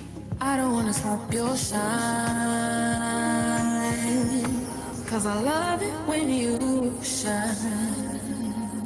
Yeah. This is Talk City 91.1. 91.1. This is Destra, and you're listening to the Ground Report on Talk City. Keep it locked! Nice. Time check, it's 3 minutes to it. 3 minutes to. We will have to play those voices. No, oh, tell somebody, hold on. Go ahead, caller. Make it short and sweet. Yeah, morning, Andy. Morning, Lennox. And I just want to consult with you, with these payments from the government. And sometimes the government are their own fault, because when you have, like, let me say Tiantec, when you have the government owing Tiantec so much of money, and then the Tiantec now can't pay the bills, and then TNTech owing the gas company billions of dollars.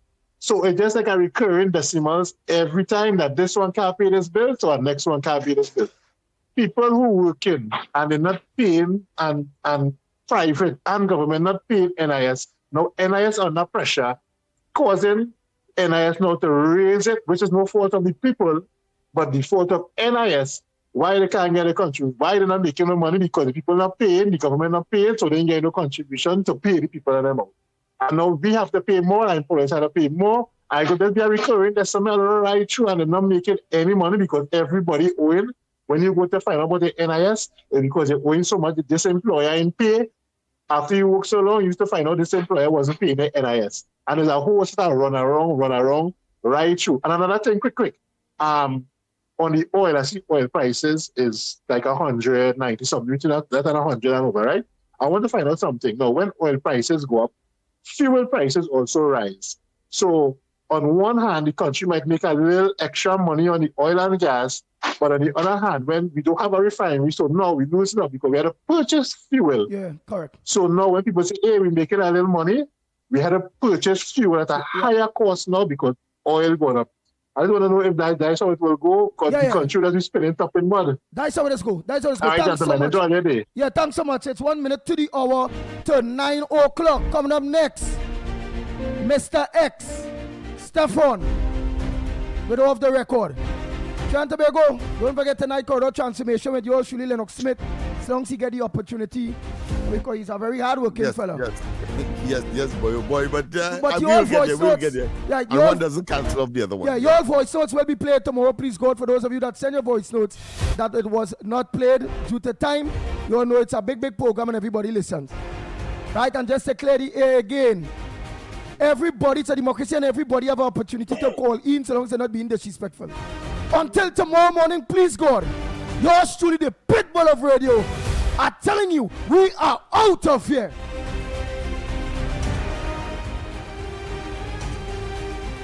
Bang, bang, bang, bang, bang, bang, bang, bang, bang. Talk City 91.1 FM. Talk. This is about creating opportunity through responsible management and citizen participation in national wealth. We are targeting US $3 billion in new investment within the next few years in energy, in construction, in tourism, and the digital economy. Music. It's reconstruction time in Trinidad, so put your shoulder to the wheel and lad, move on, don't stop till you reach the top. You put a hand and I put a hand and we will for big and for small in no time at all. Prosperity. There's no other way to do it. Show your patriotic spirit, unity. Somehow, if Trinidad ever needed